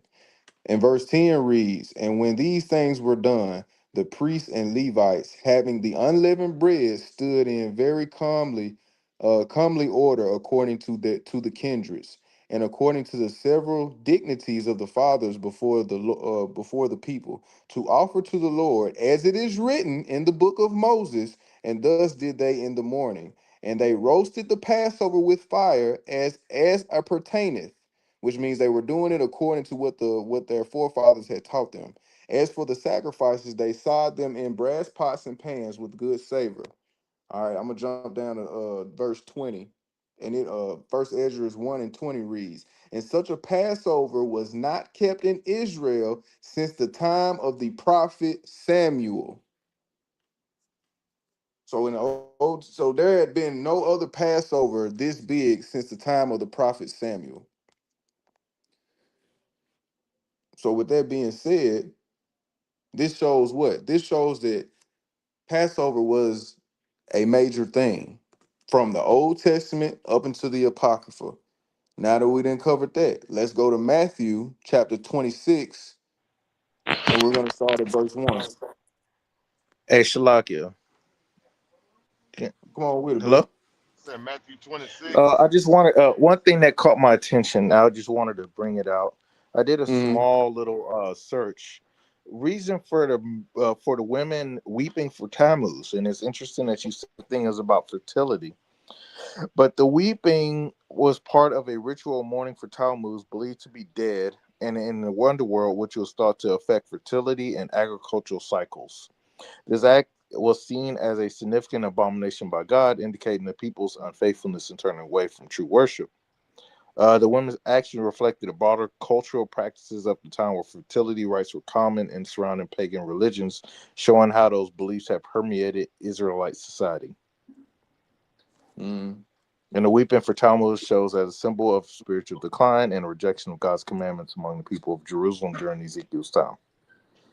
I just wanted to bring that up because I thought it was interesting why they crying over a piece of stone. Yep, Right. that's a good point, Hebrew. All praises for that. All right. Well, Steph, you got that Matthew 26. Yeah, what verse you say? I wanted 1 through 19, but we might skip through it here and there. No, you All can right. read it. Read one through 19. All right, Matthew chapter 26 and verse 1. And it came to pass, when Yeshua had finished all these things, he said unto his disciples, ye know that after 2 days in the feast of the Passover, and the Son of Man is betrayed to be crucified, then Mm-hmm. assembled This is to prophecy.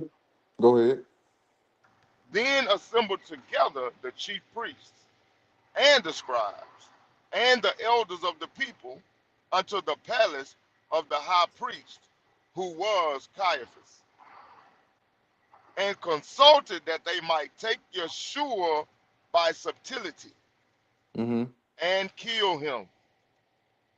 But they said, not on the feast day, lest there be an uproar among the people. Stop right there. So we know that this is the Pharisees and the Sadducees talking. Um, Through our lessons in the past month, we learned that Pharisees and Sadducees had their own authority according to religion. You had the actual state laws that was governed by Rome, and then you had religious laws that were upheld by the religious elders in those particular areas. So depending on where you were, these religious laws would change depending on the religion, because we have to remember that at this particular time the Roman Empire had a policy where you could freely worship what you wanted to worship. You just had to pay taxes and consent to the consensus when they did it, and so on and so, and other things, far as like their authority that they had over each part of the land. But with that being said, this is why they said what they said about the feast. They were talking about the Passover because this is what was coming up. In verse 2 it says, "Ye know that after 2 days is the feast of the Passover." This is what Christ said, "And the Son of Man is betrayed to be crucified."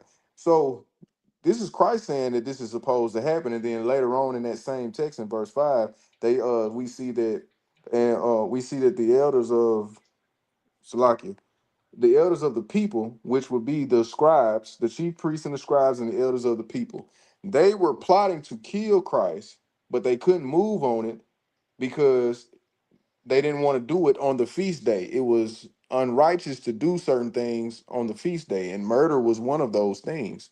All right, brother Steph. We on verse 6. Yeah, we stopped at verse 6. Matthew chapter 26 and verse 6. Now, when Jesus was in Bethany in the house of Simon the leper, there came unto him a woman having an alabaster box of very precious ointment, and poured it on his head as he sat at meat. Hey, I just want to say that alabaster box right there Mm-hmm. got a lot of significance to it. Because if you do the study on that alabaster box came on the scene when Christ was born. Mm. But that's a whole lesson by itself. But okay, it says, but when his disciples saw it, they had indignation, saying, to what purpose is this waste? For this ointment might have been sold for much and given to the poor. Hey, that's Judas talking, Mm-hmm. by the way. When Yeshua understood it, he said unto them, why trouble ye the woman? For she had wrought a good work upon me. Mm-hmm. For ye have the poor always with you, but me ye have not always.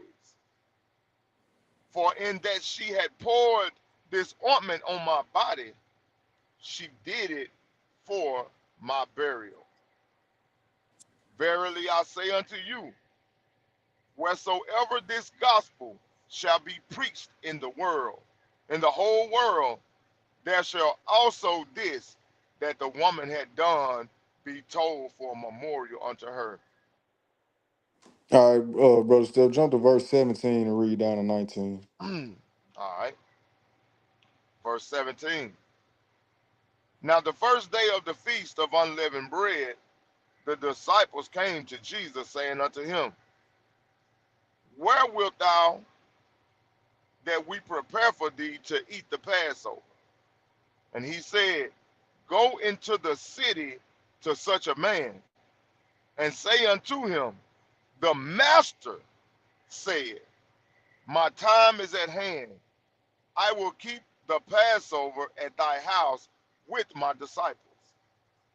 And the disciples did as Yeshua had appointed them, and they made ready the Passover.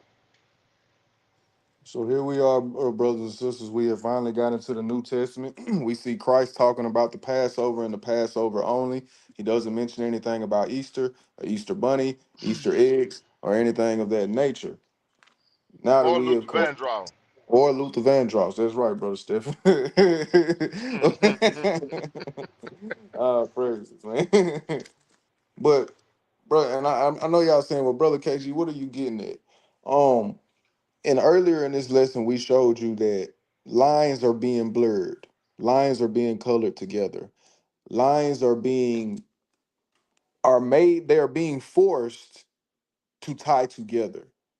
In the midst of that force, you have different you have two or more different pagan traditions being tied into something that was supposed to be meant for good.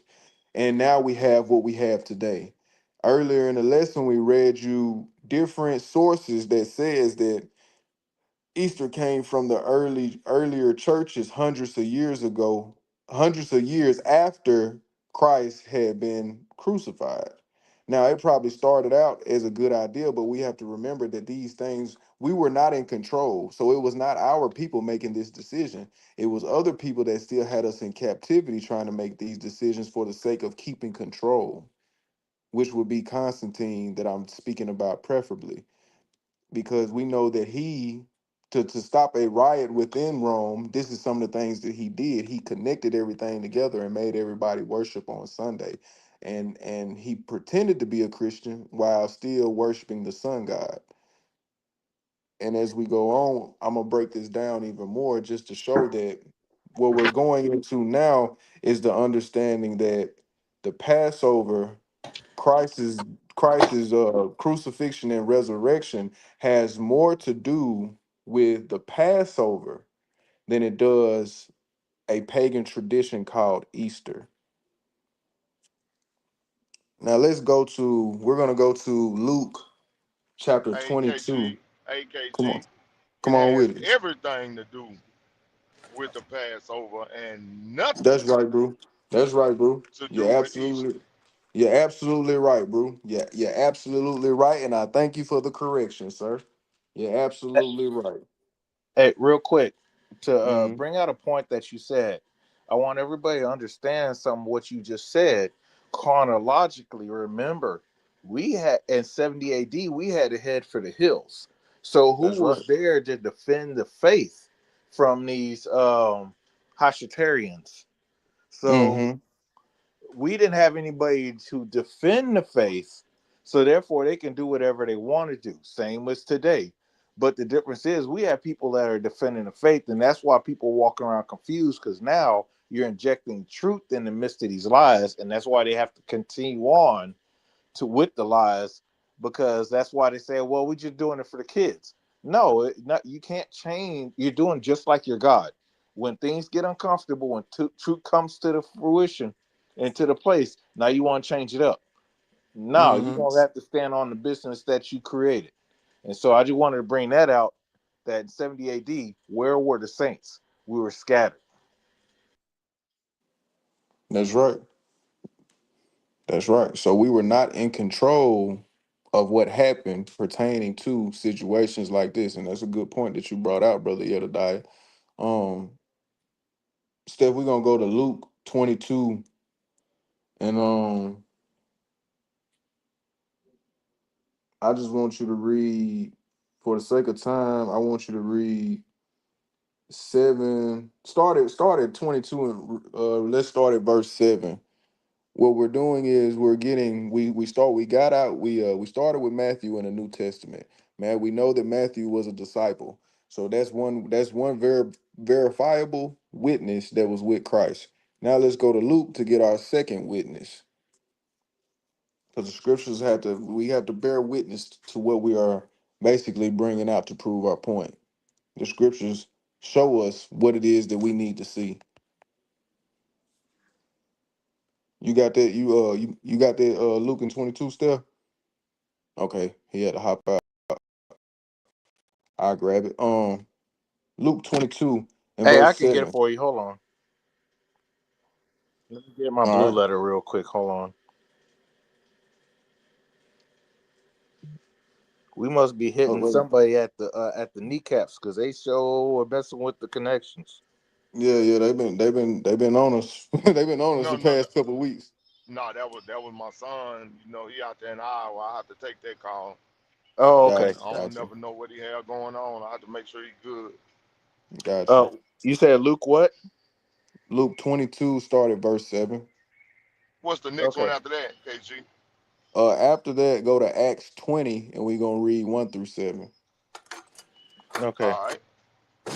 All right. Luke chapter 22, verse 7. Then came the day of unleavened bread when the Passover must be killed. Mm-hmm. And he sent Peter and John, saying, "Go and prepare us the Passover that we may eat." Mm-hmm. And they said unto him, "Where wilt thou that we prepare?" And he said unto them, "Behold, when ye are entered into the city, there shall a man meet you, bearing a pitcher of water. Follow him into the house wherein he entereth in, and ye shall go to unto the good man of the house. The master said unto thee, Where there is a guest chamber, where shall I eat the Passover with my disciples? And he said, And he shall shew you a large upper room furnished. There make ready. And they went and found as he said unto them, and they made ready the Passover. Keep going. Hey, let me Yeah, point read. let me point something out. Let me Come on point with it. something out. Um, and I just want to tie this into the way that we have to operate in the word of the Most High God even today. Mm-hmm. Yeshua gave his disciples specific instructions That's right. on what to do, right? He Mm-hmm. told him, he said, it's going to be a man, going to have a pitcher of water in his hand. You tell him what I said. When he invites you in, ask him where you going to prepare the Passover meal, and he going to show you, he going to take you to this room in his house. And when he show it to you, I want y'all to make preparation. Why are they making preparation, brother KG? Because we read it in the book of Leviticus. Mm-hmm. We That's read right. it. We read what is required to make the preparations for the Passover meal. You got to cook the lamb with what? With a fire. That's right. It got to be a lamb that has blemishes Mm-hmm. for the first year. See, all of these things, Christ telling his disciples, "Hey, mute up for me, Yeti. Say that again. Mute up for me." Okay, I do apologize. Christ telling his disciples, "Go and prepare this, get this ready." So, bro, it's the same way today, KG. Like these instructions was left for us. Mm-hmm. These laws, statutes, and commandments to put our faith in Yeshua Hamashiach, to walk upright, love your brother as you love yourself. Don't don't be lusting in your heart over women. Don't hate your brother in your heart. Don't stop. Don't lie. Don't steal. Don't cheat. Don't kill. All of these things are preparations for the return of the Messiah. See, these preparations were being made for the Passover. Mm-hmm. These preparations were being made so that he could eat the Passover meal because he was getting ready to lose his life for the sins of the house of Israel. But we got to make preparations for his return. That's right. And just to add on to what you're saying, brother Stephen, brothers and sisters, we have to keep in mind everything that we have, all the knowledge we have obtained on these Back to the Basics Tuesday lessons. What do we know about the New Testament? We know that the New Testament literature that we read today did not exist in the time in which they were going through what they went through. It was written years later after the fact of everything happening. So what Mm-hmm. did they have to go off of during their time? They only had they only had the Old Testament. And the So with that Apocrypha. being said, and the Apocrypha, thank you. And with that being said, that is why they took the procedures that they did in this particular time. What have we learned in this lesson? Easter is not mentioned anywhere in the Old Testament the pertaining to the Passover and the preparations of the Passover. But what we do know about the Old Testament is there is prophecies of Christ coming in the time of the New Testament, and we know that there is prophecies of him being crucified and resurrected before it happened. Even those are mentioned before Easter is mentioned in the New Testament. Why are you bringing this out, brother KG? I'm bringing this out because for my brothers and sisters that are still lost in traditions, vain traditions made by men, man-made traditions, we call ourselves children of God. We call ourselves Bible scholars, whatever it is you want your title to be. But here we are. We have all this knowledge in these scriptures showing that the Passover was a more prevalent event because of how many times we have a pattern here. We have another pattern here. Passover, Passover, Passover, Passover, Passover. By the time you get to Acts 12 and 4, you only hear about Easter one time. That's intentional. That's intentional. So with that being said, we have to pay attention to the pattern. And for us to thank God, thank the Most High that we're in the truth now, but for our brothers and sisters that's not in the truth, how can you celebrate something that is not mentioned as many times as the Passover is in the scriptures? These are questions that you have to ask yourself. How come the person that's teaching me at these churches never has taught me these rules and regulations about something that Christ himself celebrated? Hey, Shalakia, Come real on with quick. it, yes. So here's the thing: they have an answer for that. The laws are done away with. Get out of the Old Testament. We in the New Covenant. That's the answer for the kind of stuff, so they don't have to engage in that stuff. Mm, And the truth of the matter of the scriptures is like they are going to vilify and to what's the word I'm looking for? It is like to make something of not in order to specify and to say, hey, we're going to continue on this tradition. It's almost like Well, you go get what ahead, I'm yeah. saying? Yes, sir. I got a rebuttal. I got a rebuttal to them people that would say something like that. Well, you Hmm. should stop celebrate. You should stop celebrating Easter then, because Easter is supposed to be based off of Passover. If that's the case, Right, but they're gonna go ahead and so it all matters what's the intention of the heart, because they're gonna right? make any excuse in order to still put on that Easter Sunday dress and or suit and have Easter Sunday dinner and stuff with their family. They're gonna Hmm. run after that. They're gonna create anything they can.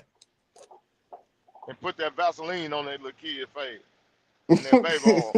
Okay, hey, we listen. Hey, we living in a time post Diddy. You gotta be careful about the Vaseline.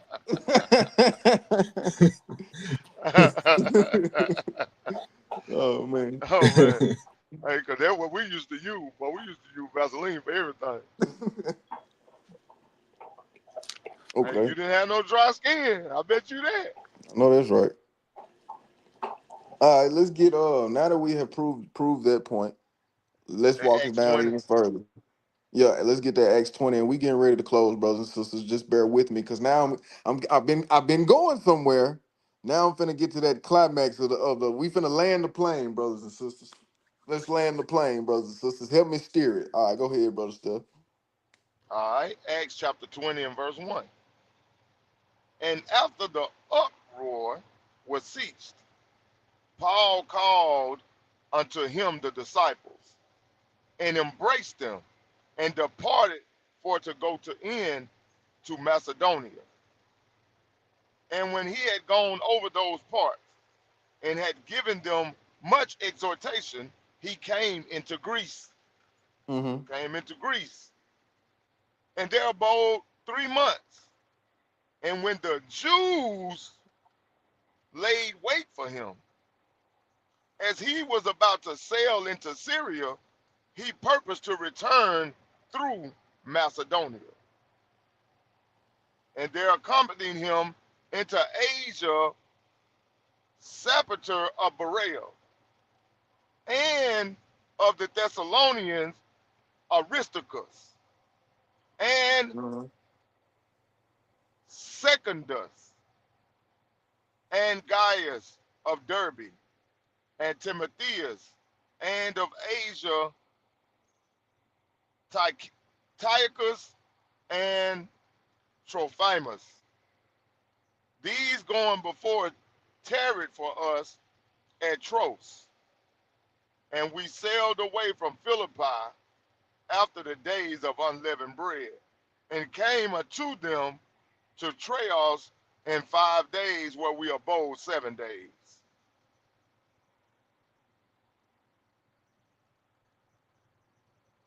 You say you wanted me to stop at 6, right? Salaki, read the 7, bro. Read the 7. Okay, okay. And upon the first day of the week, when the disciples came together to break bread, Paul preached unto them, ready to depart on the morrow, and continued his speech unto midnight. Hey, All right, hey, so hey, hey, boy, that mm-hmm, next part right there that it's finna go into about that mm-hmm, about him preaching until the sun came up mm-hmm. and them candles and that smoke, that little boy passed out and fell out that window and broke his neck and died. Paul brought him back to life and kept on preaching, boy. Hey, boy, that'll boy. Hey, Yes, let me be sir. quiet, boy, cause I get stirred up on that. Let me be. Yes, sir. Yes, sir. But here, what I'm showing here, brothers and sisters, that even though they're traveling, they're going around teaching, they are still, they're still coming together and doing things that were done in the Old Testament from their forefathers. In verse 7, it said, upon the first day of the week, when the disciples came together to break bread. That segment right there is something that was done by the forefathers at the beginning of each week. Just another point to prove that even though we're in the New Testament, they only had the Old Testament to go by at that particular time. So that is why a lot of the things such as Passover is mentioned so much. Now that we have covered that, let's go to First Corinthians 5:1 through 8. First Corinthians chapter 5, verses 1 through 8. As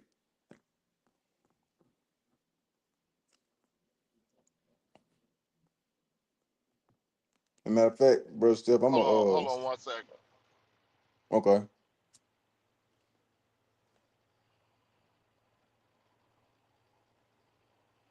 All right, First Corinthians chapter 5 and verse 1.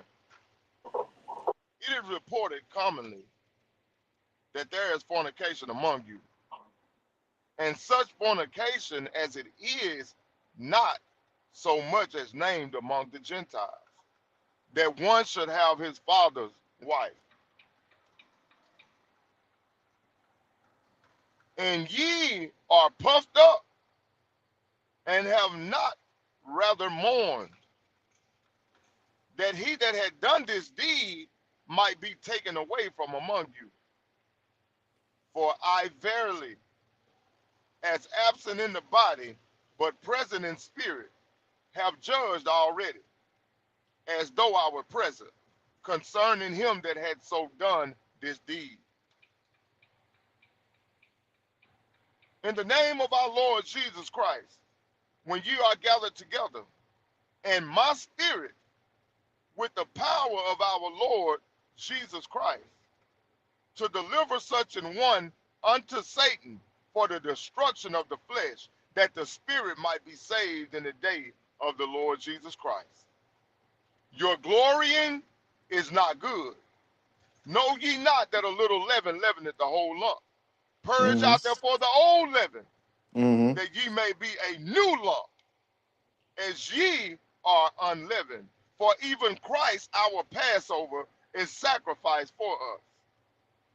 Therefore, let us keep the feast, not with old leaven, neither with the leaven of malice and wickedness, but with the unleavened bread of sincerity and truth. Now that verse 7 says, "For even Christ, our Passover." We Lamb, was he was talking to, that's right, brother Steph. He was talking to the Corinthians in the church. He was telling them, "Hey man, y'all been doing a whole bunch of stuff that y'all ain't supposed to do. We supposed to get right. We got to get right. We got to purge out this stuff that ain't supposed to be in here and focus on the stuff that is supposed to be in here. got to For get even ready. Christ, that's right. For even Christ, our Passover." Did it say our Easter? No. Did it say our Ashtaroth? No. Did it say our Ishtar? No. Did it say something about an Easter egg? No. Did it say anything about a bunny? No. It said our Passover. Paul called him our Passover. What is that stating? We all know what is one thing that we all in common call Christ. We call him the sacrificial lamb. Why do we call him the sacrificial lamb? Because he died on the cross for our sins so that we may have a chance at repentance. We can agree on that, right? So, with Yeah. that being said, he's called the sacrificial lamb for a reason. He's called our Passover, not Easter, for a reason. Now, now that we have solidified that, let's show why he was considered the Passover. Now, we mentioned earlier that it's prophecies before we got to the New Testament that describes Christ coming into the New Testament and describes his death in the New Testament and how he would raise up from the dead in the New Testament. But there are some things that, and I praise the mighty Yah for this, because he brought this to my attention in the midst of my studies. Like I said, we call Christ the sacrificial lamb. We learn a little bit of the bits and pieces of what it takes to properly do the Passover when it comes time to do it. So let's jump to John 1:29. I'm finna point something out to y'all that the Most High pointed out to me. And some of us may know this, and if you do, our praises for that. But this is something that the Most High brought to my attention in the midst of my studies. I just want John chapter 1 verse 29. John chapter 1 and verse 29. The next Hmm. day John seeth Yeshua coming unto him and said, Behold the Lamb of Yah, which taketh away the sins of the world. So that proves, right? What does that prove? That proves the part where what I just said about him being the sacrificial lamb. That proves what? What does that correlate with? What is the main thing that is used during Passover? A lamb. So here goes a symbolism of how we know that Christ had everything to do with the Passover and nothing to do with Easter. Brother Steph, jump. Let's go to John 19. Let's go to John 19, read verse 14, then jump to verse 33 and read through 36. All right, John chapter 19 and verse 14. And it was the preparation of the Passover, and about the sixth hour. And he said unto the Jews, behold your king. Verse 33. Mm. But when they came to Jesus and saw that he was dead already, they brake not his legs. Now remember that But one part of the right there, show, brothers and sisters. Salaki. Remember that. Remember that part right there, brothers and sisters. The part where they say they realized he was dead and they didn't break his legs. Go ahead, brother Steph. all right. But when they came to Yeshua and saw that he was dead already, they brake not his legs. But one of the soldiers with a spear pierced his side, and forthwith came there out blood and water. And he that saw it bare record, and his record is true. And he knoweth that he said true, that ye might believe. For these things were done that the scriptures should be fulfilled. A bone of him shall not be broken. And again, another scripture said, they shall look on him whom they pierced. All this is prophecy before it happened. But the key things that we want to say, we want to keep in mind here is we want to go back to 33. But when they came to Jesus and saw that he was dead already, they break not his legs. All right. Let's go back to Exodus, where we went to in the beginning of the lesson. Let's go back to Exodus 12, and we're just going to read 7 through 9.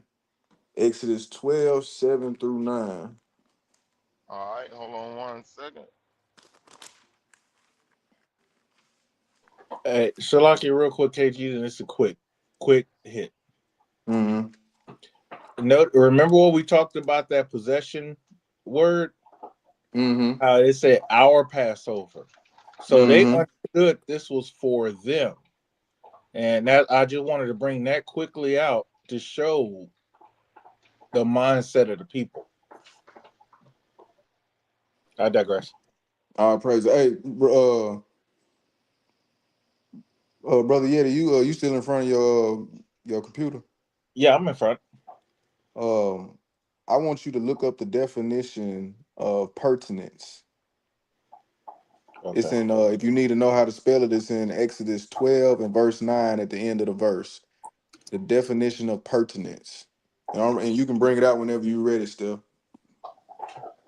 All right.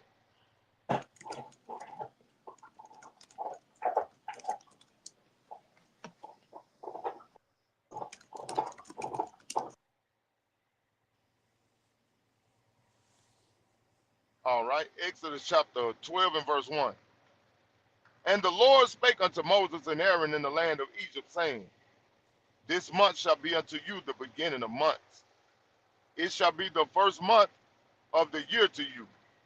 Speak ye unto all the congregation of Israel, saying, in the 10th day of this month, they shall take to them every man a lamb according to the house of their fathers, a lamb Mm-hmm. for an house. And if Mm-hmm. the household be too little for the lamb, let him and his neighbor next unto his house take it according to the number of the souls. Every man according to his eating shall make your account for the lamb. Your lamb shall be without blemish, a male of the first year.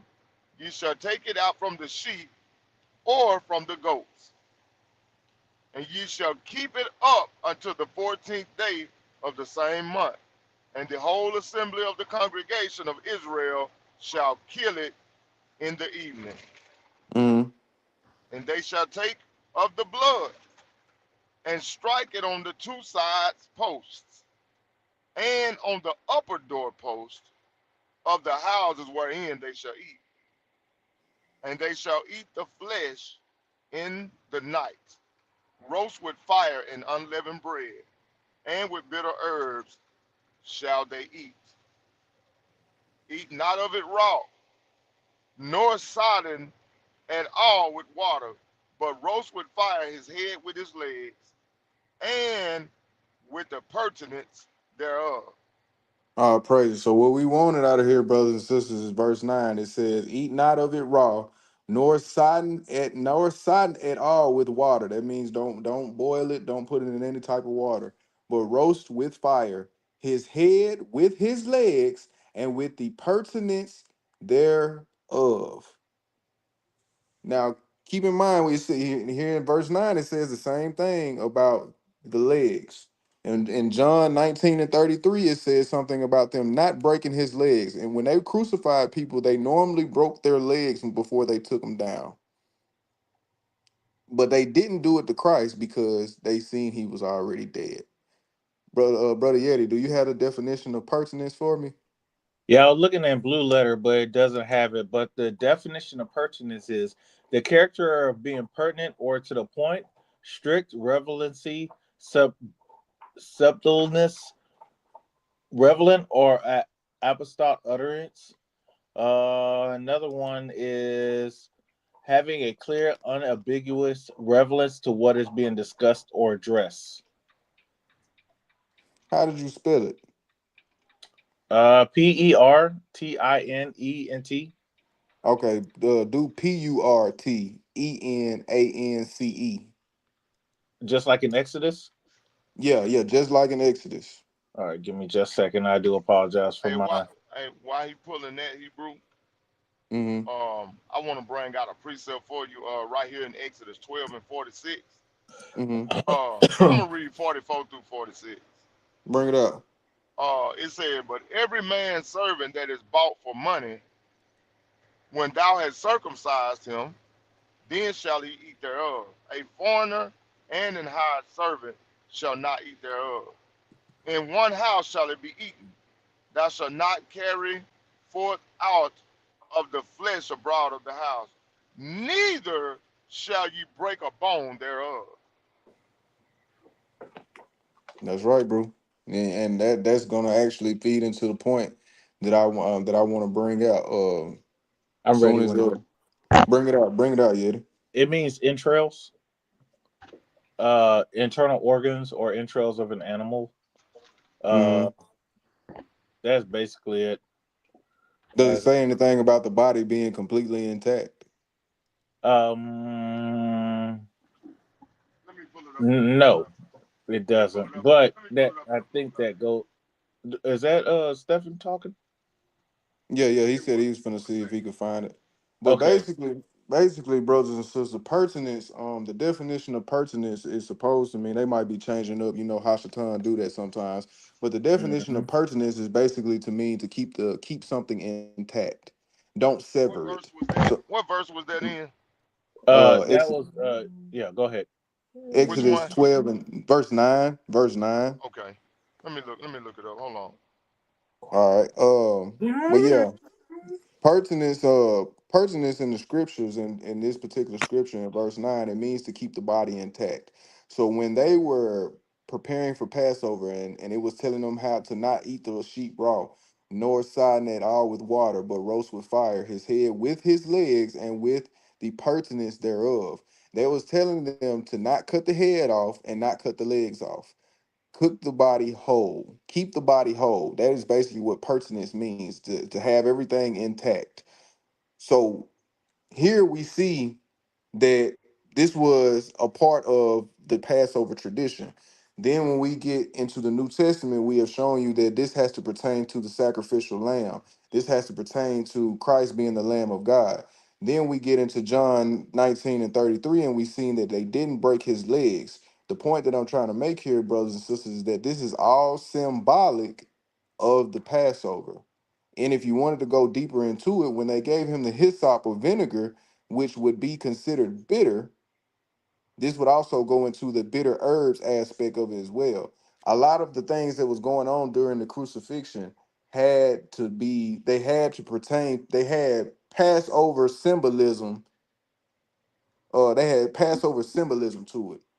They this was Sister Kia, this was after the roasting aspect of it. Now when they got done roasting it, yes, they did cut it, they did share it amongst each other, they did eat pieces of it, and they had to eat all of it. But this was only after they had the roasting process.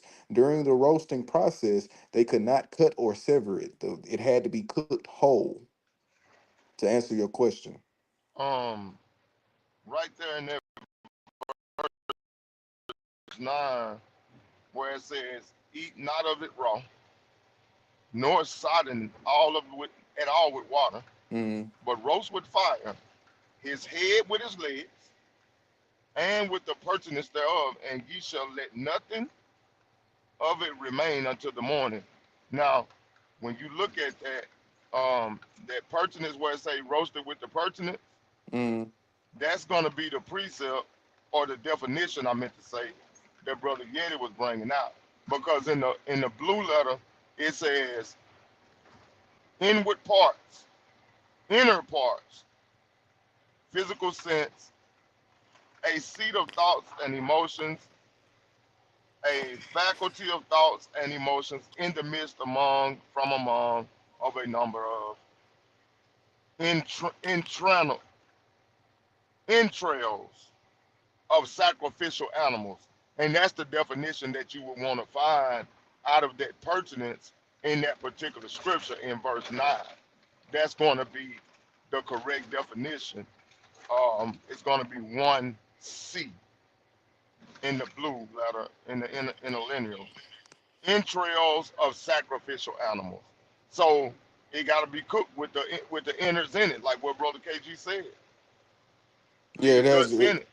Yeah, it has to be intact, basically. Mm-hmm. Yep. But this is so the legs were not broken. Nothing was broken off until it was fully cooked.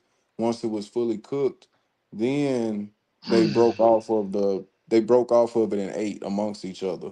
But the point that we are driving here is that they didn't break in John 19 and 33, they didn't break Christ's legs. And this is just another symbolism showing that his crucifixion and resurrection has more to do with the Passover than anything Easter could ever fathom.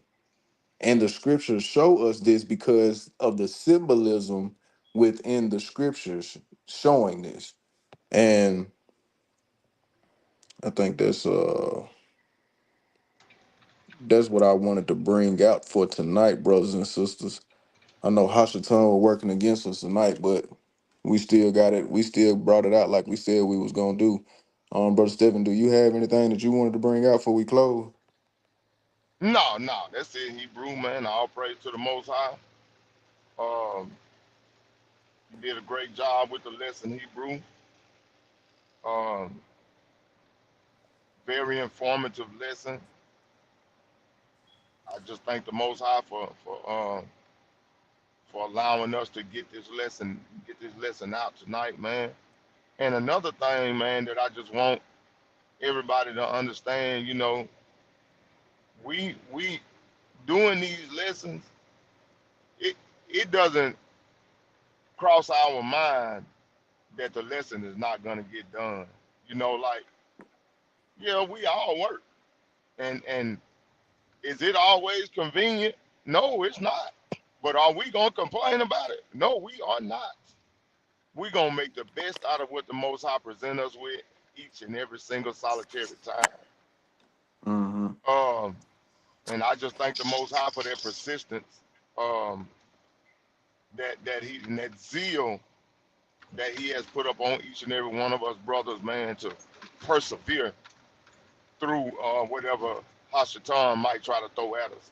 But man, all praises to the lesson, family. Thank everybody for tuning in. Hallelujah. Our praise, and as I close, brothers and sisters, if we do our proper history. We do our proper research on history. We learn the different things that like we brought out tonight. We can't keep allowing ourselves to be subjugated to what's the norm, because the norm is not what is truthfully meant for us. Every time we went with the norms that was around us from the Old Testament up until this point now, it has us not where we supposed to be according to the relationship that we're supposed to have with the Most High. So, brothers and sisters, I hope everybody was able to glean something from this lesson. And I just pray that we continue to grow.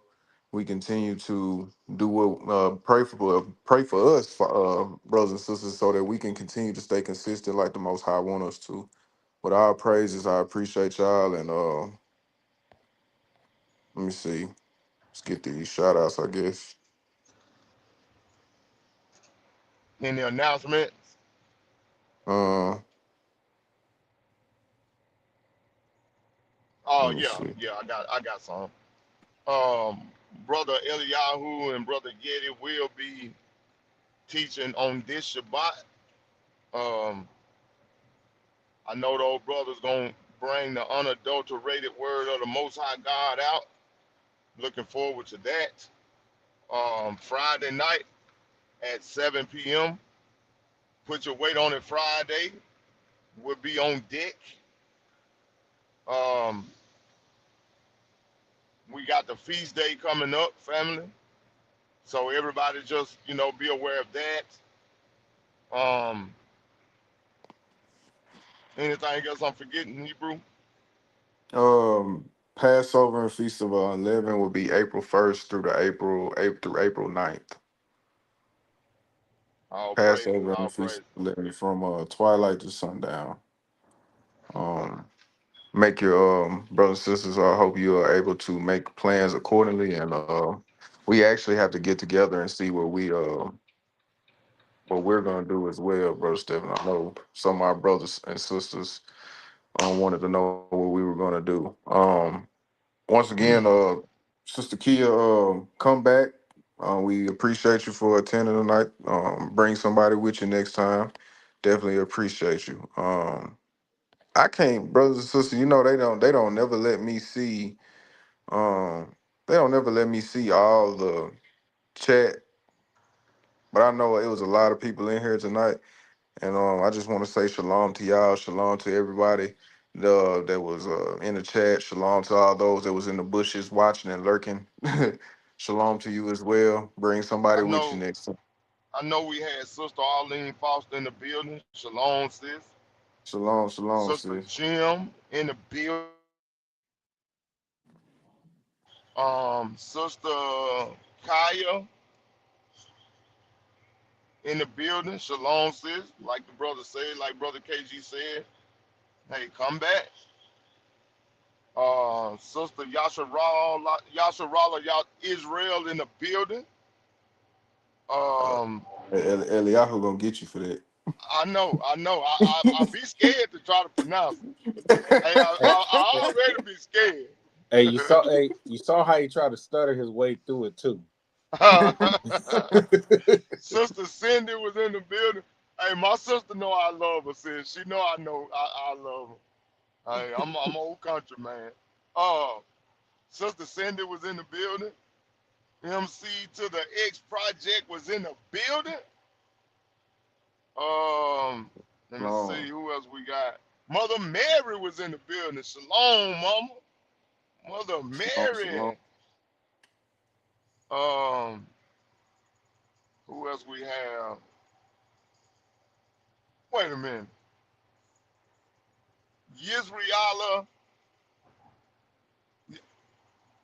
Okay, I ain't doing that to myself. Hold on for a minute. Uh, Sister Arlene Foster, I think I said. Brother Cortez, in the building. Shalom, brew. Warrior was in the building. Shalom, Hebrew. Hey, like I said, Hebrew, I saw you try to call me. I was getting ready to listen when you tried to call me, Hebrew. I hit you back.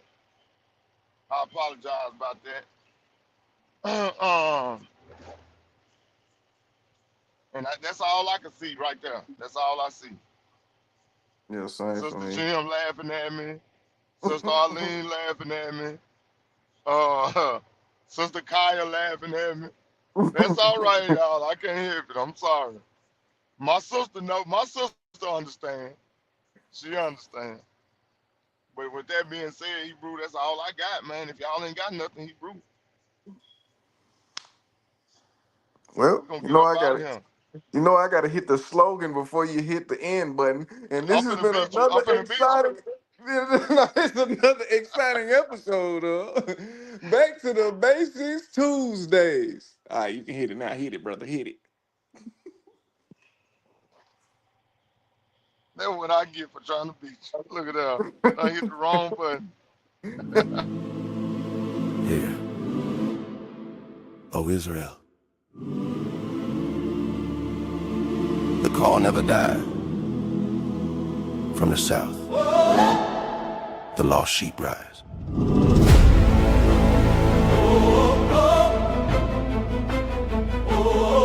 Yeah.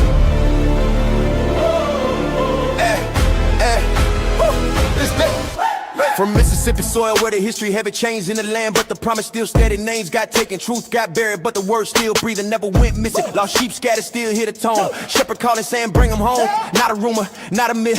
Ancient bloodline covered in stitch, no crown on head, no throne in sight. But kings still walk when they live upright. Priests in order, hearts in check. Walking the path of Melchizedek. Order of Melchizedek. Hey, stand righteous, stand correct. No beginning, no end. We said, walk in truth, no disrespect. Order of Melchizedek. Order of Melchizedek. Lost sheep found, hearts reset. Lost she found, heart reset. From Tupelo we represent. From Tupelo we represent. Israel rise. Remember that. Remember that. Not here for hate, not here for noise. Here to rebuild men, women, boys. From prison walls to broken homes. Still hear God's voice through flesh and bone. Teach the law, apply the way. Faith works, lived every day. Not traditions handed down, but ancient past we walking now. 12 tribes breathing, still intact. Truth don't change, that's fact. Scattered, warning.